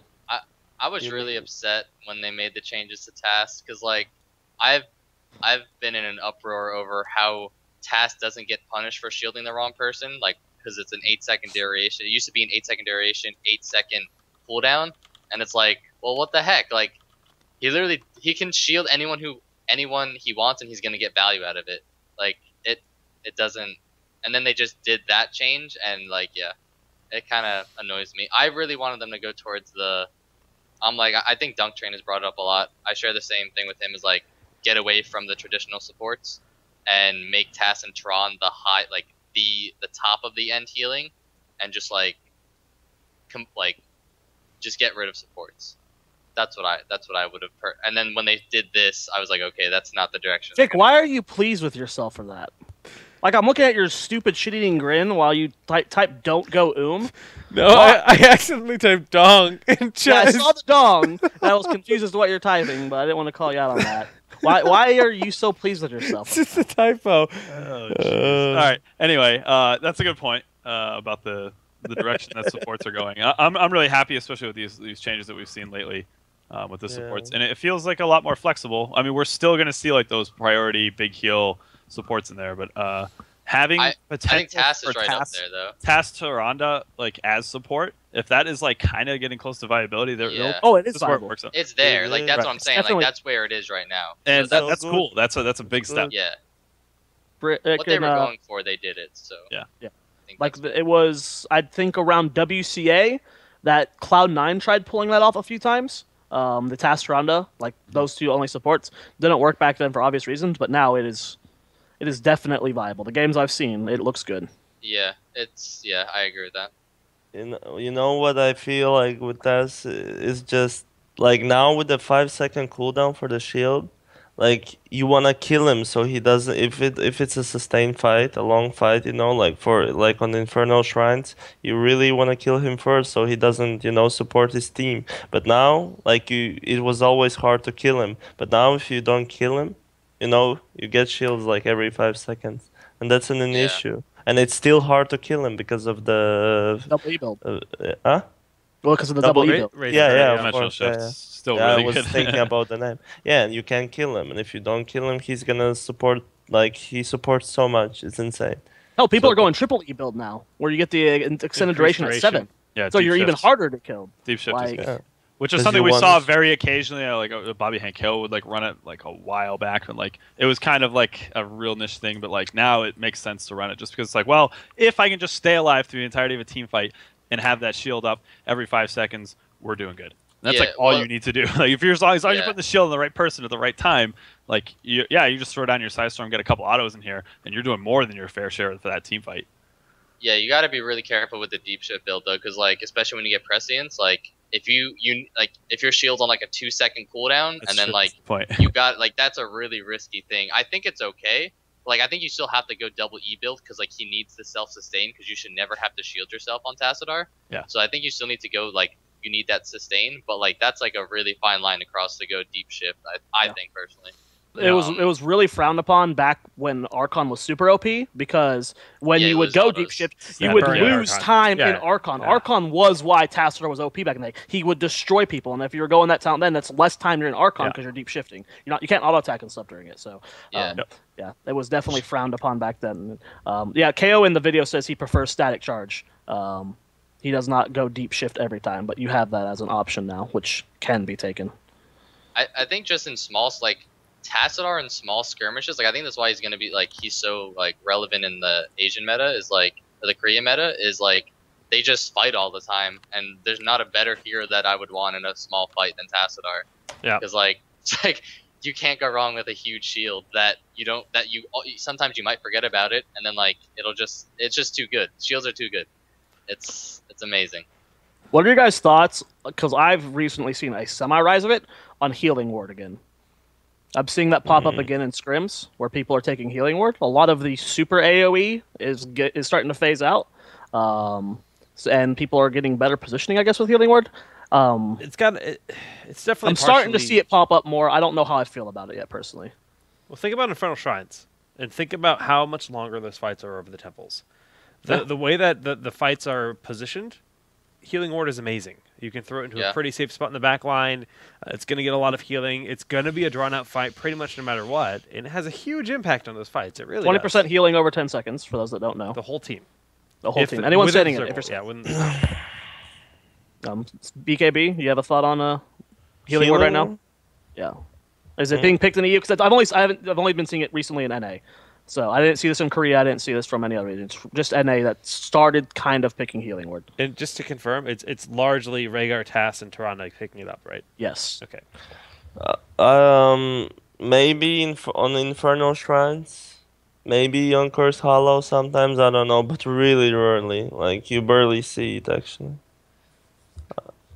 So probably not so... Sai, you being part of the region that's running it? Yeah, I think on maps where, like, there are objective-based, like Curse Hollow, Infernal Shrines, where there's, like, dancing going on, and then there's, like, a clear disengage, and then you, like, pop the Healing Ward there. Like, they can't kill it, because, like, if you guys already, like, bounced off each other and, like, pick for the objective, then the Healing Ward's pretty much going to get full value. So I think it'll, like, see play for sure. I don't think it's going to be, like it used to be, where it used to be picked all the time on heroes that didn't even have Healing Ward. It was so OP. Yeah, it was dumb. Okay. I think those are the only super things I can think of off the top of my head. Like, the meta hasn't shifted, like, so disgusting that, like, it's like, oh, everything's out the door before, but, like, it's just there's little things that are coming in here, and they're, like, little variables. I just think there's a lot of interesting things like that are now potential, right? Like, ever since we saw Navi bust out Mighty Gust plus Butcher, right? And now we have all these other crazy changes thrown into the mix as well. Like, who knows what other kind of synergies teams are going to find. You talk about Tassadar being a very popular pick once again, and the implications of Forest Wall. How can teams figure out how to maximize that? Are we going to see like dream situations with Forest Wall? Are teams going to go for full control with Mob Forest Wall? Is Void Prison less prioritized? Like, this is all really exciting for me for going into BlizzCon. So I can't wait. Yo, you first. Okay, I'm, like, really excited for Gus Volstat because, like, I've been playing it since it got released. And, like, I've been playing Gus Volstat, like, since its release, and I'm, like, so hyped for it because, like, I always said how good of an ult it was, and I'm just gonna, like, it's just gonna be, like, a good thing to see it get played a lot at BlizzCon. If it does, I think it's gonna get played, like, 3 or 4 times at BlizzCon. I told these guys Scylol would be a good guest, and he goes and says shit like that. Why? You know what's going to be great? Kappa. Force Wall Bloodlust. Oh, it's going to be awesome. What? Force Wall Bloodlust? Like what? Man. You Force Wall, you trap them, and you Bloodlust, and you pew-pew? He's being an idiot. Yeah, I'm being an idiot. That's like perfect case scenario, but it sounds good. It's never going to happen. I want it. Yeah. I wanted to ask. Kubi went and laid down in his bed. He actually moved his bed to that room just for this moment. Let him lay down. It's okay. Okay, he's coming back. Oh, like I want every viewer to know, like, whenever there's finally, like, a montage, I want everyone to remember that Jake literally has said Bloodlust every single goddamn show we've had, 82 deep. He goes, Bloodlust! Ah! And then the day Bloodlust gets picked in any semi-competitive match, he's going to be obnoxious. And I want everyone to remember this, that Jake just kind of throws darts. And he's like, this is going to be good. This is going to be good because I landed on it. And one day he's going to be like, I knew it all along. I've said it since day one. Bloodlust was going to come back. Damn. But it hasn't, and Gust has, so I'm allowed to talk. Damn. He's right. He's right. Okay, I mean, I can argue that. Like, he's right. I said Bloodlust is going to come back. There's never been a situation where Gust has been a thing. So Gust is not coming back. It's getting its first appearance. In the last big patch, I said Toronto was going to be a top pick. I was right for NA. Are you still defending yourself? Yeah. Scylol, please continue. Oh no, I'm done. Gus OP, dude. Oh, I wanted to ask. I can finally ask. Do people actually play Falstad in NA? No, not at No. all. Cloud9 used to. Yeah, before Cloud9, GP like, nerf. that used to be Cloud9's pocket pick back in the day, and they used to Uncursed. just destroy with it. Every game, they were the Okay. only team consistently running Yeah. it, but not anymore. No no not one picks anymore. Falstad anymore. GP nerf Slade Falstad. Ever since Gathering Yeah. Power was nerfed, Hinchwill's Blast is RIP, and he's not played. Well, he was So, also yeah. yeah. Zoya, listen. Your team, right? Yeah, listen. You just take Falstad.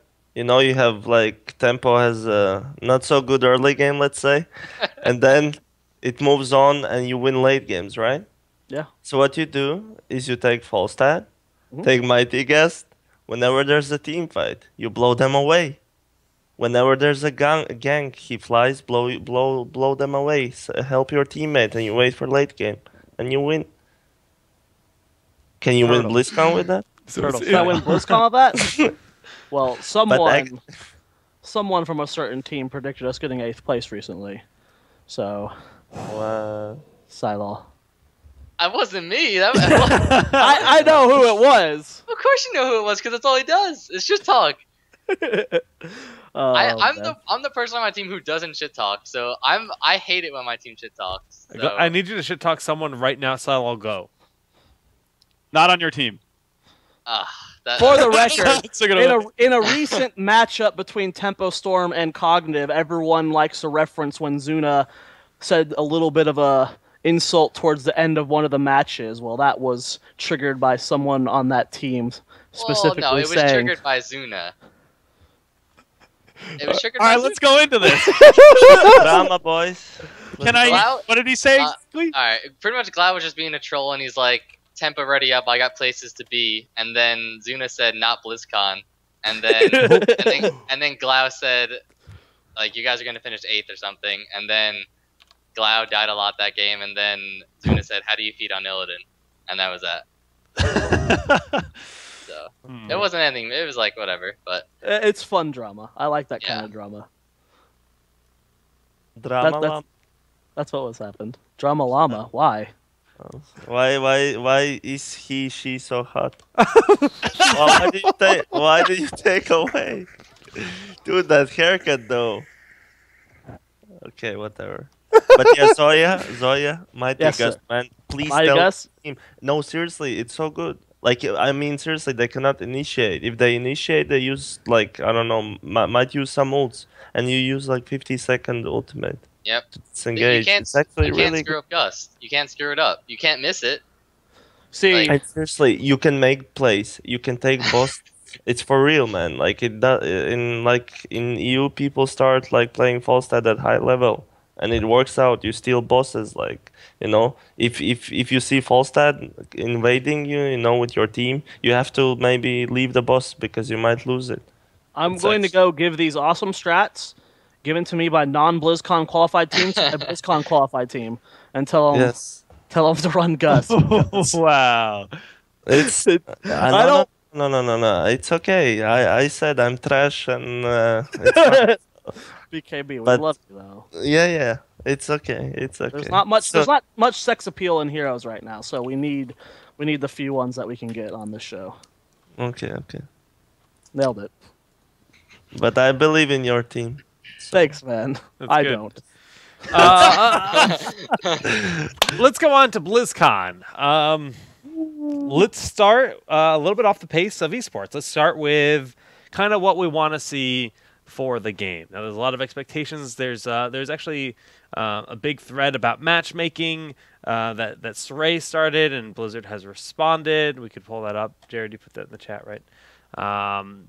There are like expectations that people want for systems and matchmaking and all this. Then there's expectations for heroes to be added into the game. Scylol, if you had a wish list for things that you'd like to he see. can go first. I might get on a tangent here. He can go first. All right. BKB? Can you repeat? Wish list for things that you want to see added at BlizzCon. Heroes, modes, changes, anything. You got 5 things. I have five things. Five things. Again.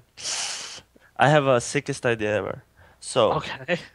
what I He's want... got a notepad. He's got a notepad. Wait for it. No, what? Oh, I thought you were reaching for I was just I'll thinking... check this out. No. No. Listen. What I think, Yeah. is, Diablo 1, 2... Do you have a hat and a hoodie on? Yeah. He said, listen. BKB. Listen. It's a dream come true. I hope Blizzard watches this. So basically, you have Tristram, right? Yeah. You know Tristram, right? Yeah, from Diablo. And they could seriously make a mode where people could just join, and it's like a deathmatch server like CS:GO, where people could practice their skill shots and combinations. So like people join, and if they die, they spawn on the random place in the Tristram. So you want to make Diablo training mode for heroes? Yeah, but which people could play online. Okay. That's what I feel like. Because Okay, yeah?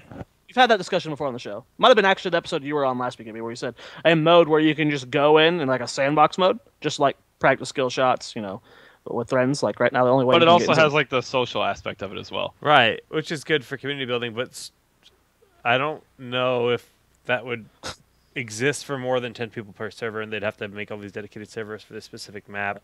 How does the queue system work? I don't know if the infrastructure... I mean, the infrastructure, it sounds like... I don't know This the tech isn't side. like Jake crapping on BKB's dream segment, okay? This is 5 things BKB wants to see from BlizzCon, and you are not going to shit on it, Jake. Okay. Yeah, don't shit on it. Like, imagine, it doesn't matter, just 10 people, and you just join, and you have a map, and you play 5 versus 5. If you die, you have insta-respawn. I don't think it's so hard to make it, There's the moment someone in chat pointed out, like, the first thing I thought of is, like, you got 2 people tryharding on, like, Tyrande and stuff, and then you got, like, 8 Novas. Like, that's gonna be every game. Yeah, probably. Yeah. That's the only thing I want from Blizzard. Oh, and I want Deckard Cain as well. Yes, I agree with that. Okay, so I'm going to go ahead and, like, jump in here. The 5 things I want to see from BlizzCon, because I'm not going to be, like, silly about it. I want bans in Hero League. I want more observer slots. I want an in-game tournament system. I want... Shit. You want shit? Look at this. I can't do 5. I can't think of 5 off the top of my head. I want... In-game draft? I would like a in-game draft. You already said that. No. I said bans. I said bans. Okay. Yeah, we need a quick match draft mode. And then a sandbox mode. Definitely. I think Dustin Browner commented on that today, saying that it wasn't close. The draft for Grandmaster. I think Grandmaster would be good. Grandmaster. Drafts are not close for quick match. I something with drafting not being close or something. See if I can find I think. Okay. I could be wrong though. And more mages. More than 5 things, but I want more mages. Why? We have already Iceman and... Icewoman and Fireman. What do we need? More casters. We need more casters. Okay. Maybe. Kubi or Scylol? Well, Scylol has a rant, so Kubi. And then I'll go, and then Scylol will go last. So after having read Srey's post, I can agree with a lot of what he's saying. More or less like the baseline of it, and that this is really what's stunting the growth of the game. You have people hopping over from other games, be it LoL, be it Dota, whatever, even if it's just not even like your first hop into this, but you're a really competitive person, and like you really try to get into a system where you're trying to climb the ranks and like feel good about progression and all this, and then it's just completely gone, and like you just kind of feel like stagnant. And honestly, like that's how I feel right now when I'm playing. Like I jump into a game, like I play it for fun, but like there's no grind, there's nothing I feel like I'm working towards, and like that really needs to change. And I'm always going to be looking at this from like an esports kind of like growth perspective, and that's what we really need. Not task stars who AFK top lane. That too. BKB Kubi, any other wishes before I go? I want new minion health design. You don't like the design of minion health? No, no, and I want when you kill the minions, it makes sound. You know, like in League. Interesting. Just sound. No bonuses. Alright, good sound. I want the game to be more interactive. BKB, what time is it? It's 6 in the morning. For everyone in chat, yes, this is why. Yes, I'm derping. Sorry.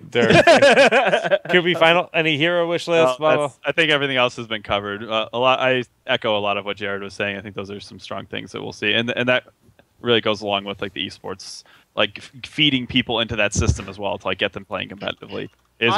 Bans. It's going to be having the more drafting modes available, Grandmaster, better matchmaking. All that stuff is so important right now. Yeah. I would like to see like just something outside of the stuff we've been requesting. I just want to see something different, like a new game mode, like a new feature to the game, like something that's not. You think about like Arena and Tavern Brawl.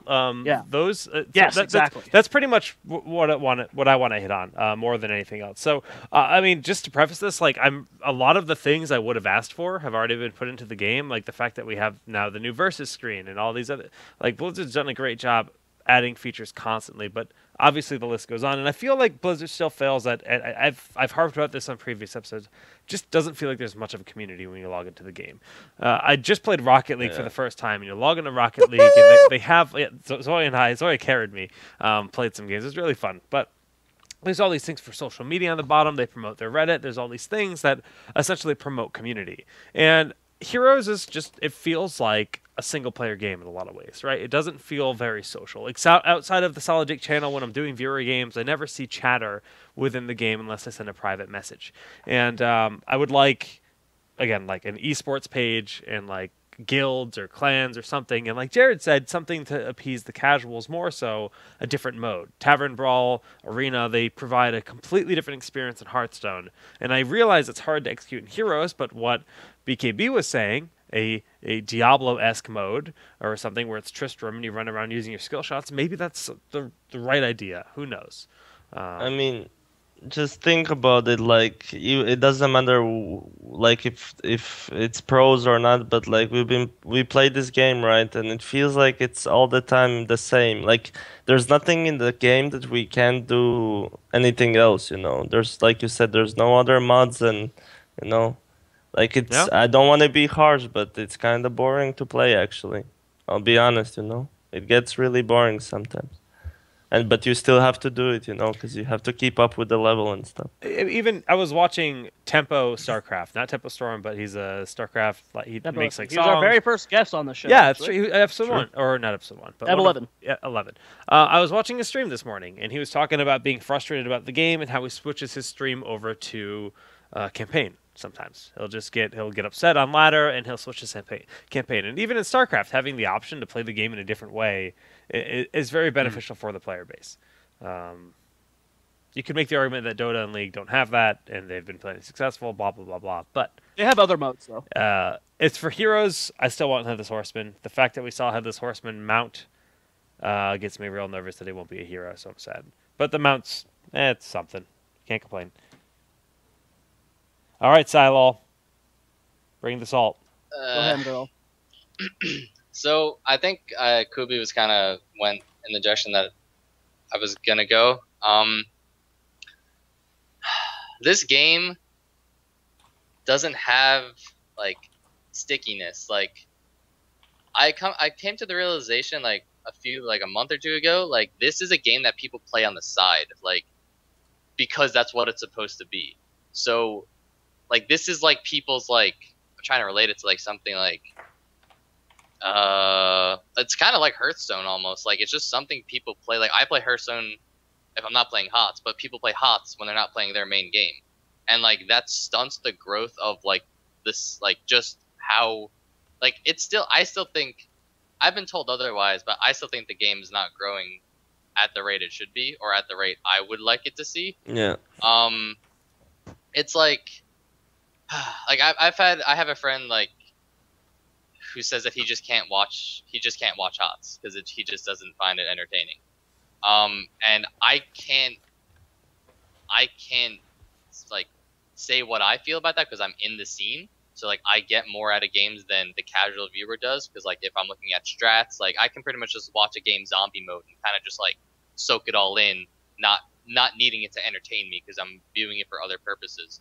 And like I've just seen multiple times that like this game isn't that much fun to watch, and I think that hurts it a lot. What do you think the issue is? That like the fact that there's no like carry, like there's no single hero that stands out. Yeah, I just feel like there's no like, and there was a play that like King Caffeine made at Vegas when he entombed the Butcher Charge. Like that was hype. But like that was hype. Like that's pretty much all. That's like the one play, and like that was a really really good play. But like it wasn't like, you know what I mean? Like it was a great play, and that was like probably the hypest play at Vegas was that play. And like that's a really really good play, but like those should happen more. Yeah, it happened I think, once.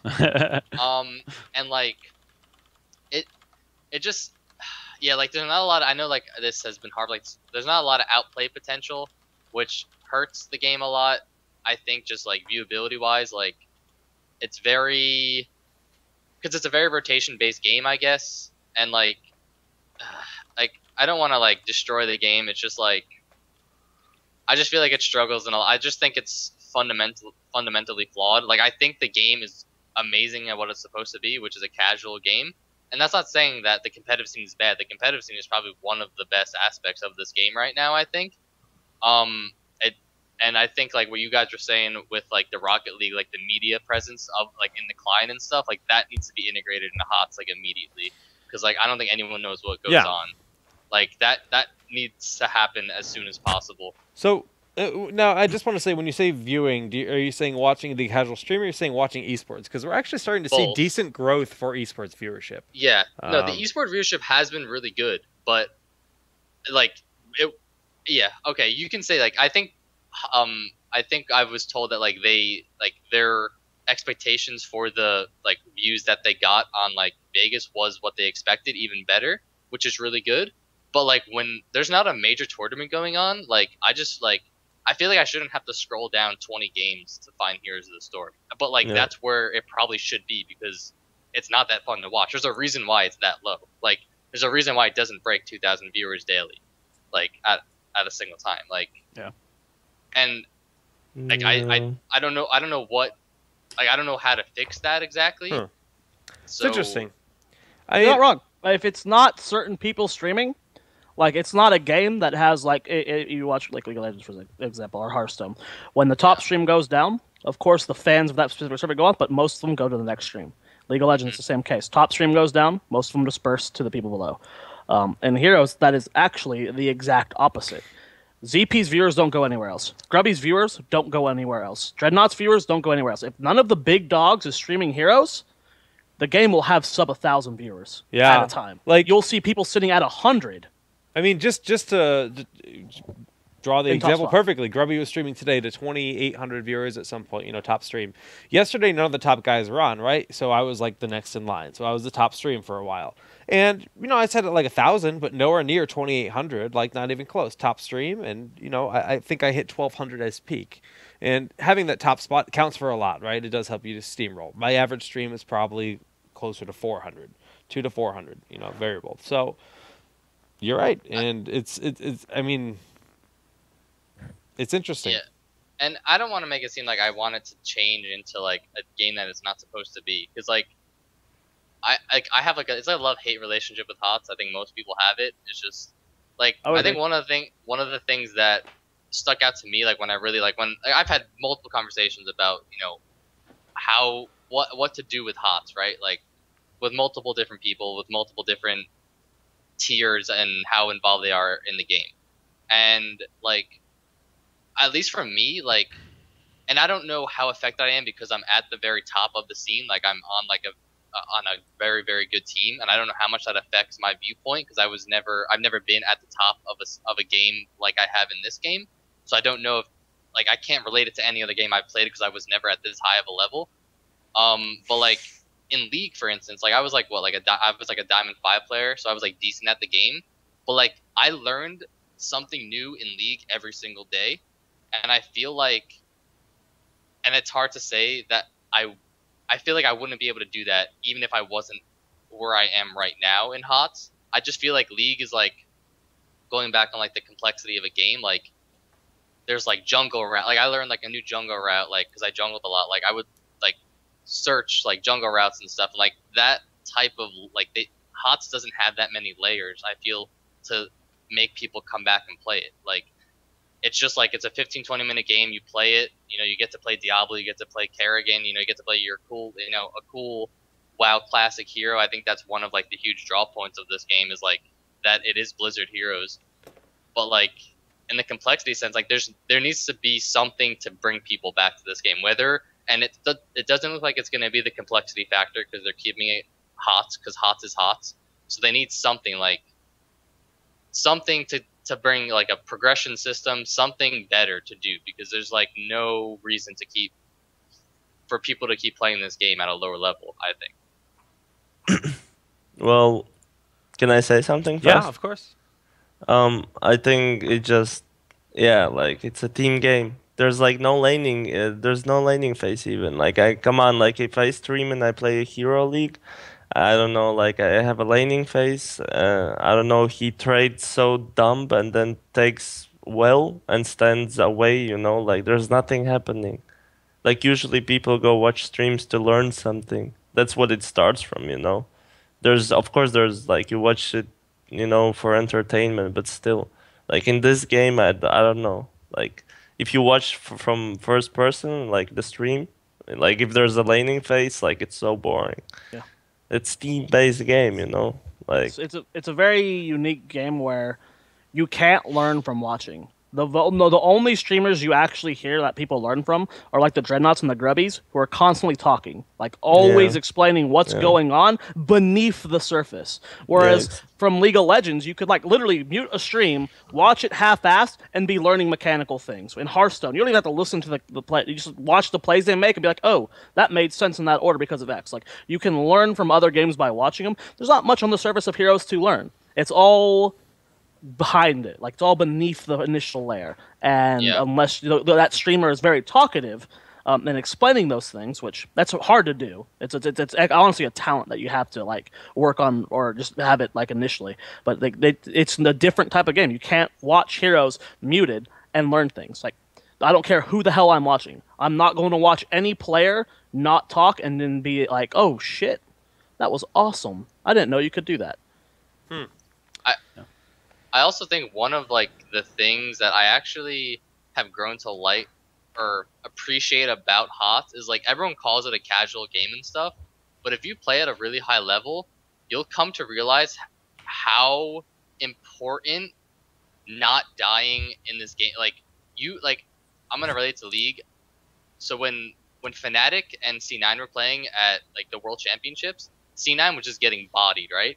And then C9 got a pick, and I was like, "Oh my god, that's so big, right?" Because in HOTS, you get a pick, like you're golden. That's if you're 3 levels down in HOTS, you can come back in the game if you get a pick. Like that's the only way to come back in the game. You can't soak your way back in. At that point, you need a pick. And C9 got the pick, and like nothing happened because there's gold in the game.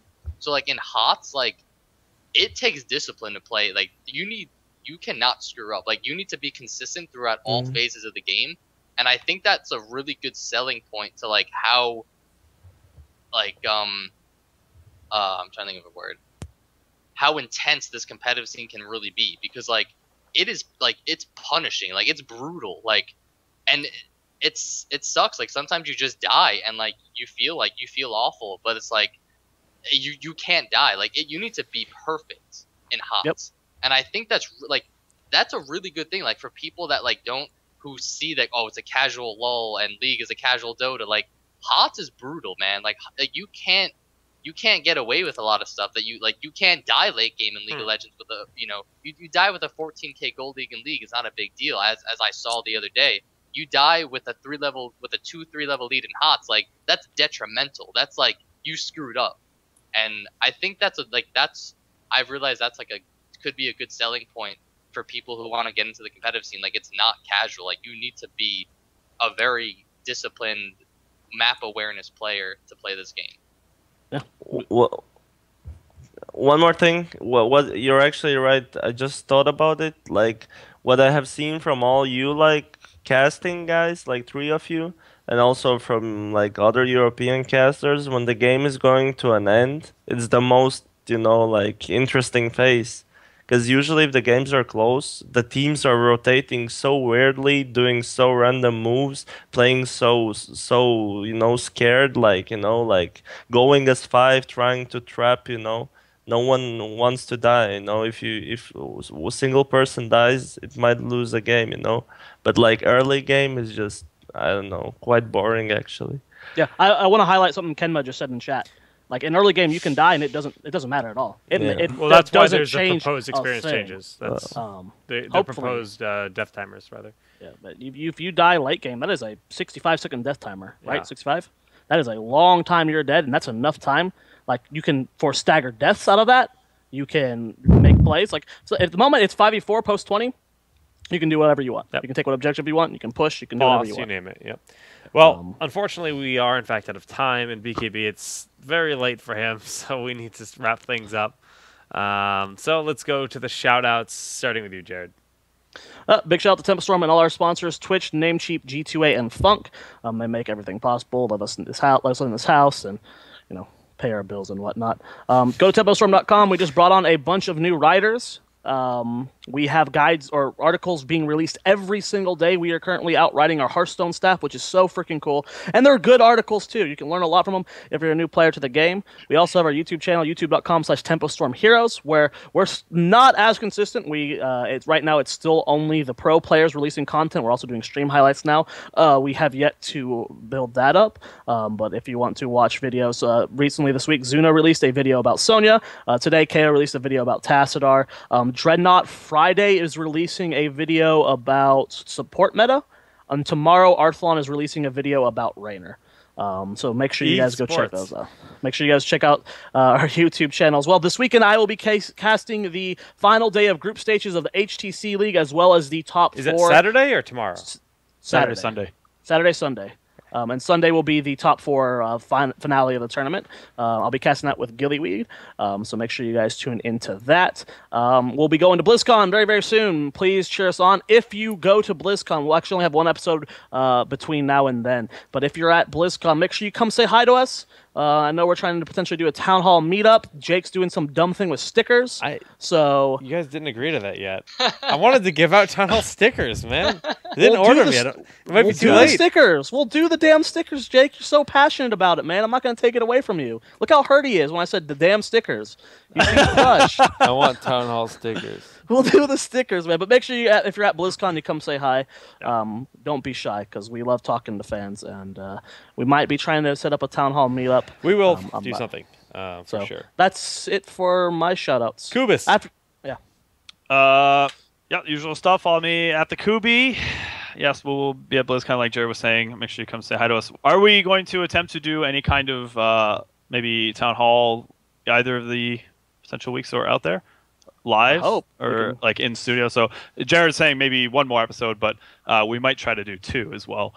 Something while we're out in the area. That'd be cool. Maybe if we can get live viewer audience involved, that would be pretty fun as well. Who knows? We'll have to see what kind of options are available to us. Other than that, like Jared was saying, check out the HTC Brawl this weekend, twitch.tv/HTC. It'll be on both days. Other than that, I think that's about it. Scylol. If you guys want to follow me on Twitter, it's cog_Scylol. The whole team is going to be going to BlizzCon, so I'm sure we'll be running into fans there and stuff, so don't be scared to say hi, like Zoya said. If you're ever in the San Jose area, everyone's more than welcome to stop by in the AFK.GG Gamer Lounge. We're always here, so if you walk in and just ask, we can come out, take a picture or something, say hi, play some Smash Brothers. That's pretty much it. Jake, you're showing Skype. Yeah, I don't know why it's doing that. It didn't change anything. Oh. Before Arcturus goes, I have one more thing. Tomorrow night I will be on Eye of the Storm. That is the podcast that Anna and Gilly host. over at twitch.tv/mishclicks, I believe. We'll be talking about Tassadar and stuff. So you guys can tune into that too. I don't know. Don't know. That usually goes on at 10:15. Yeah, it's a late one, right? 10:15 Eastern. Sorry. Yeah, it's a later one. Yeah. Oh. Sorry. Nothing important will be said. It's just me. How did that Just happen? I've never. Well, you're important. Thanks, baby. Artur, Speedo, man. BKB. Yeah. Shout out to Cloud9 and Tepo Storm. Sorry for disappointing. Sadly, we won't see each other. Well, at least I met. Breaking my heart, Jake. man. Yeah, I know it hurts. Shout out to Dignitas and Navi. Congrats to them, and I wish them the best. Same as Cloud9 and Tempo Storm, of course. I hope I really don't mind for individually who is better, Europe or personally who is better, Europe or America. But I wish all of you 4 teams to beat Koreans and China. So you prove that Europe or NA is stronger than Korea, China. Shout out to my team and Virtus Pro. I hope we can do better and not disappoint anymore so much. And that's it. And if people are interested, me and BlackScorp started. We created the EPL. It's like European Pro League, where top European players play. And if you have any interest in it, we stream occasionally in the middle of the day and color cast the games. And we're gonna soon release a website and official ladder for it. So right on, dude. Yeah, we want to do something for the community and maybe help new people to get teams and get in the league. If ever Caldor isn't present, hit me up and I'll cast some of your guys' games. For sure, man. For sure. And and you don't have to again, but if you want to, you can follow me on Twitter, Facebook, Twitch. You have to. Yeah. It's my nickname everywhere. It's Twitch, Facebook, and Twitter, right? BKB. Did you want to do BlizzCon predictions real fast? Yes, you too. You guys can. All right. Probably do it next week. So. All right. Wait. I need all the teams then. All right, I'll do my shout-outs, then you do your predictions. First off, just thanks for coming on, you two. It's been a blast. Like we already covered, next week will be our last episode before BlizzCon. That's at least normal. We will ideally have more episodes in the coming weeks because, of course, there's a lot to talk about. For next week, we're actually having on a very special guest, somebody who actually inspired a lot of us to get involved in esports. Artosis will be coming on. We had the privilege to work with him in Vegas. He's an awesome guy. Talked to him about coming on the show, and he's available for next week. So he'll be a guest. The second guest, still to be determined, will be a player joining him, but it will be a privilege to have him on the show. And any other shout-outs? Just shout-outs to... I need to give a shout-out to all my subs, because there's a lot of subs that have stuck with me for a long time. I just hit 1 year would subscribe on Twitch, and seeing a lot of people with the 1 year sub mark. And just thank you for supporting the channel, especially since I've been really busy traveling for events, and I'm looking for a house and a wedding venue. Life has been really quite busy lately, so thanks for all the support, guys. Now let's get those predictions. You want to go first? You want to start? I think you should. All right. I have to think about it. Okay, I think my pick is... All right, so obviously DK Start is with the the obvious last one. pick. Oh, I was just going to go probably top 2. Oh, okay. I thought we going for all. Oh, shit. All right, you can do it. I don't know. I'm not going to look up the teams, though. But, all right, what I'm going to say is if Cloud9 doesn't have to verse Tempo Storm, at a critical moment in the tournament, I think they'll make it to the finals. And I think they'll verse DK there, but I want Navi to make it far, because I love the comps that they ran in their, to get to BlizzCon. So, I'm kind of rooting for Navi. Jake, can we talk about this too, not just them? Not till next week, Jared. Next week. Nope, no talking. Handle it. I want to say things about Team DK. Nope. They suck. They're not as good as MVP Black. They're going to get steamrolled. BKB go. It's done. Yeah, and YL is weaker than DK. And E-Star is weaker than DK. E-Star lost to DK. I'm not afraid of the Asians. Yeah. BKB, you're not afraid of the Oh. Asians? Kinda. From MVP Black I am. But I don't But they're know. not going. I know. Free tournament. Yeah. So do I do my predictions? Yes. Okay, so I think it's gonna be really close for the top 3 spot, or like top 3 is gonna fight probably Navi, DK, and I think Cloud9. That's what I think. Something like that. I'm not sure about Team YL. I haven't been following them much. Where does Tempo Storm place? What do they get? Tempo Storm, well, Zoya doesn't believe in the team, and I think after the loss, they might, I mean, after losing a big tournament, it's always hard to get back on the feet, But if they really prepare good, I think they could get also in top 3. But at the moment, after I saw Cloud9 play and win Tempo Storm, I think Tempo Storm could finish as like 5th or 6th. I'm not sure. But I do believe in them. If they really prep good, I think they could finish like 3rd, 2nd maybe, 4th, something like that. Just being realistic, You have to take a lot of you have to take a lot of things in the mind, But yeah, I think the last one will be the Taiwan, of course, team. And that, I'm not sure. It's gonna be a close tournament, I must say. It's gonna be really good. I think so. All right. Well, we got their predictions next week. We will give our predictions along with our guest, Artosis, and whoever else decides to join us. Thanks so much for tuning into Town Hall episode number 82. And we'll see you next week. Peace.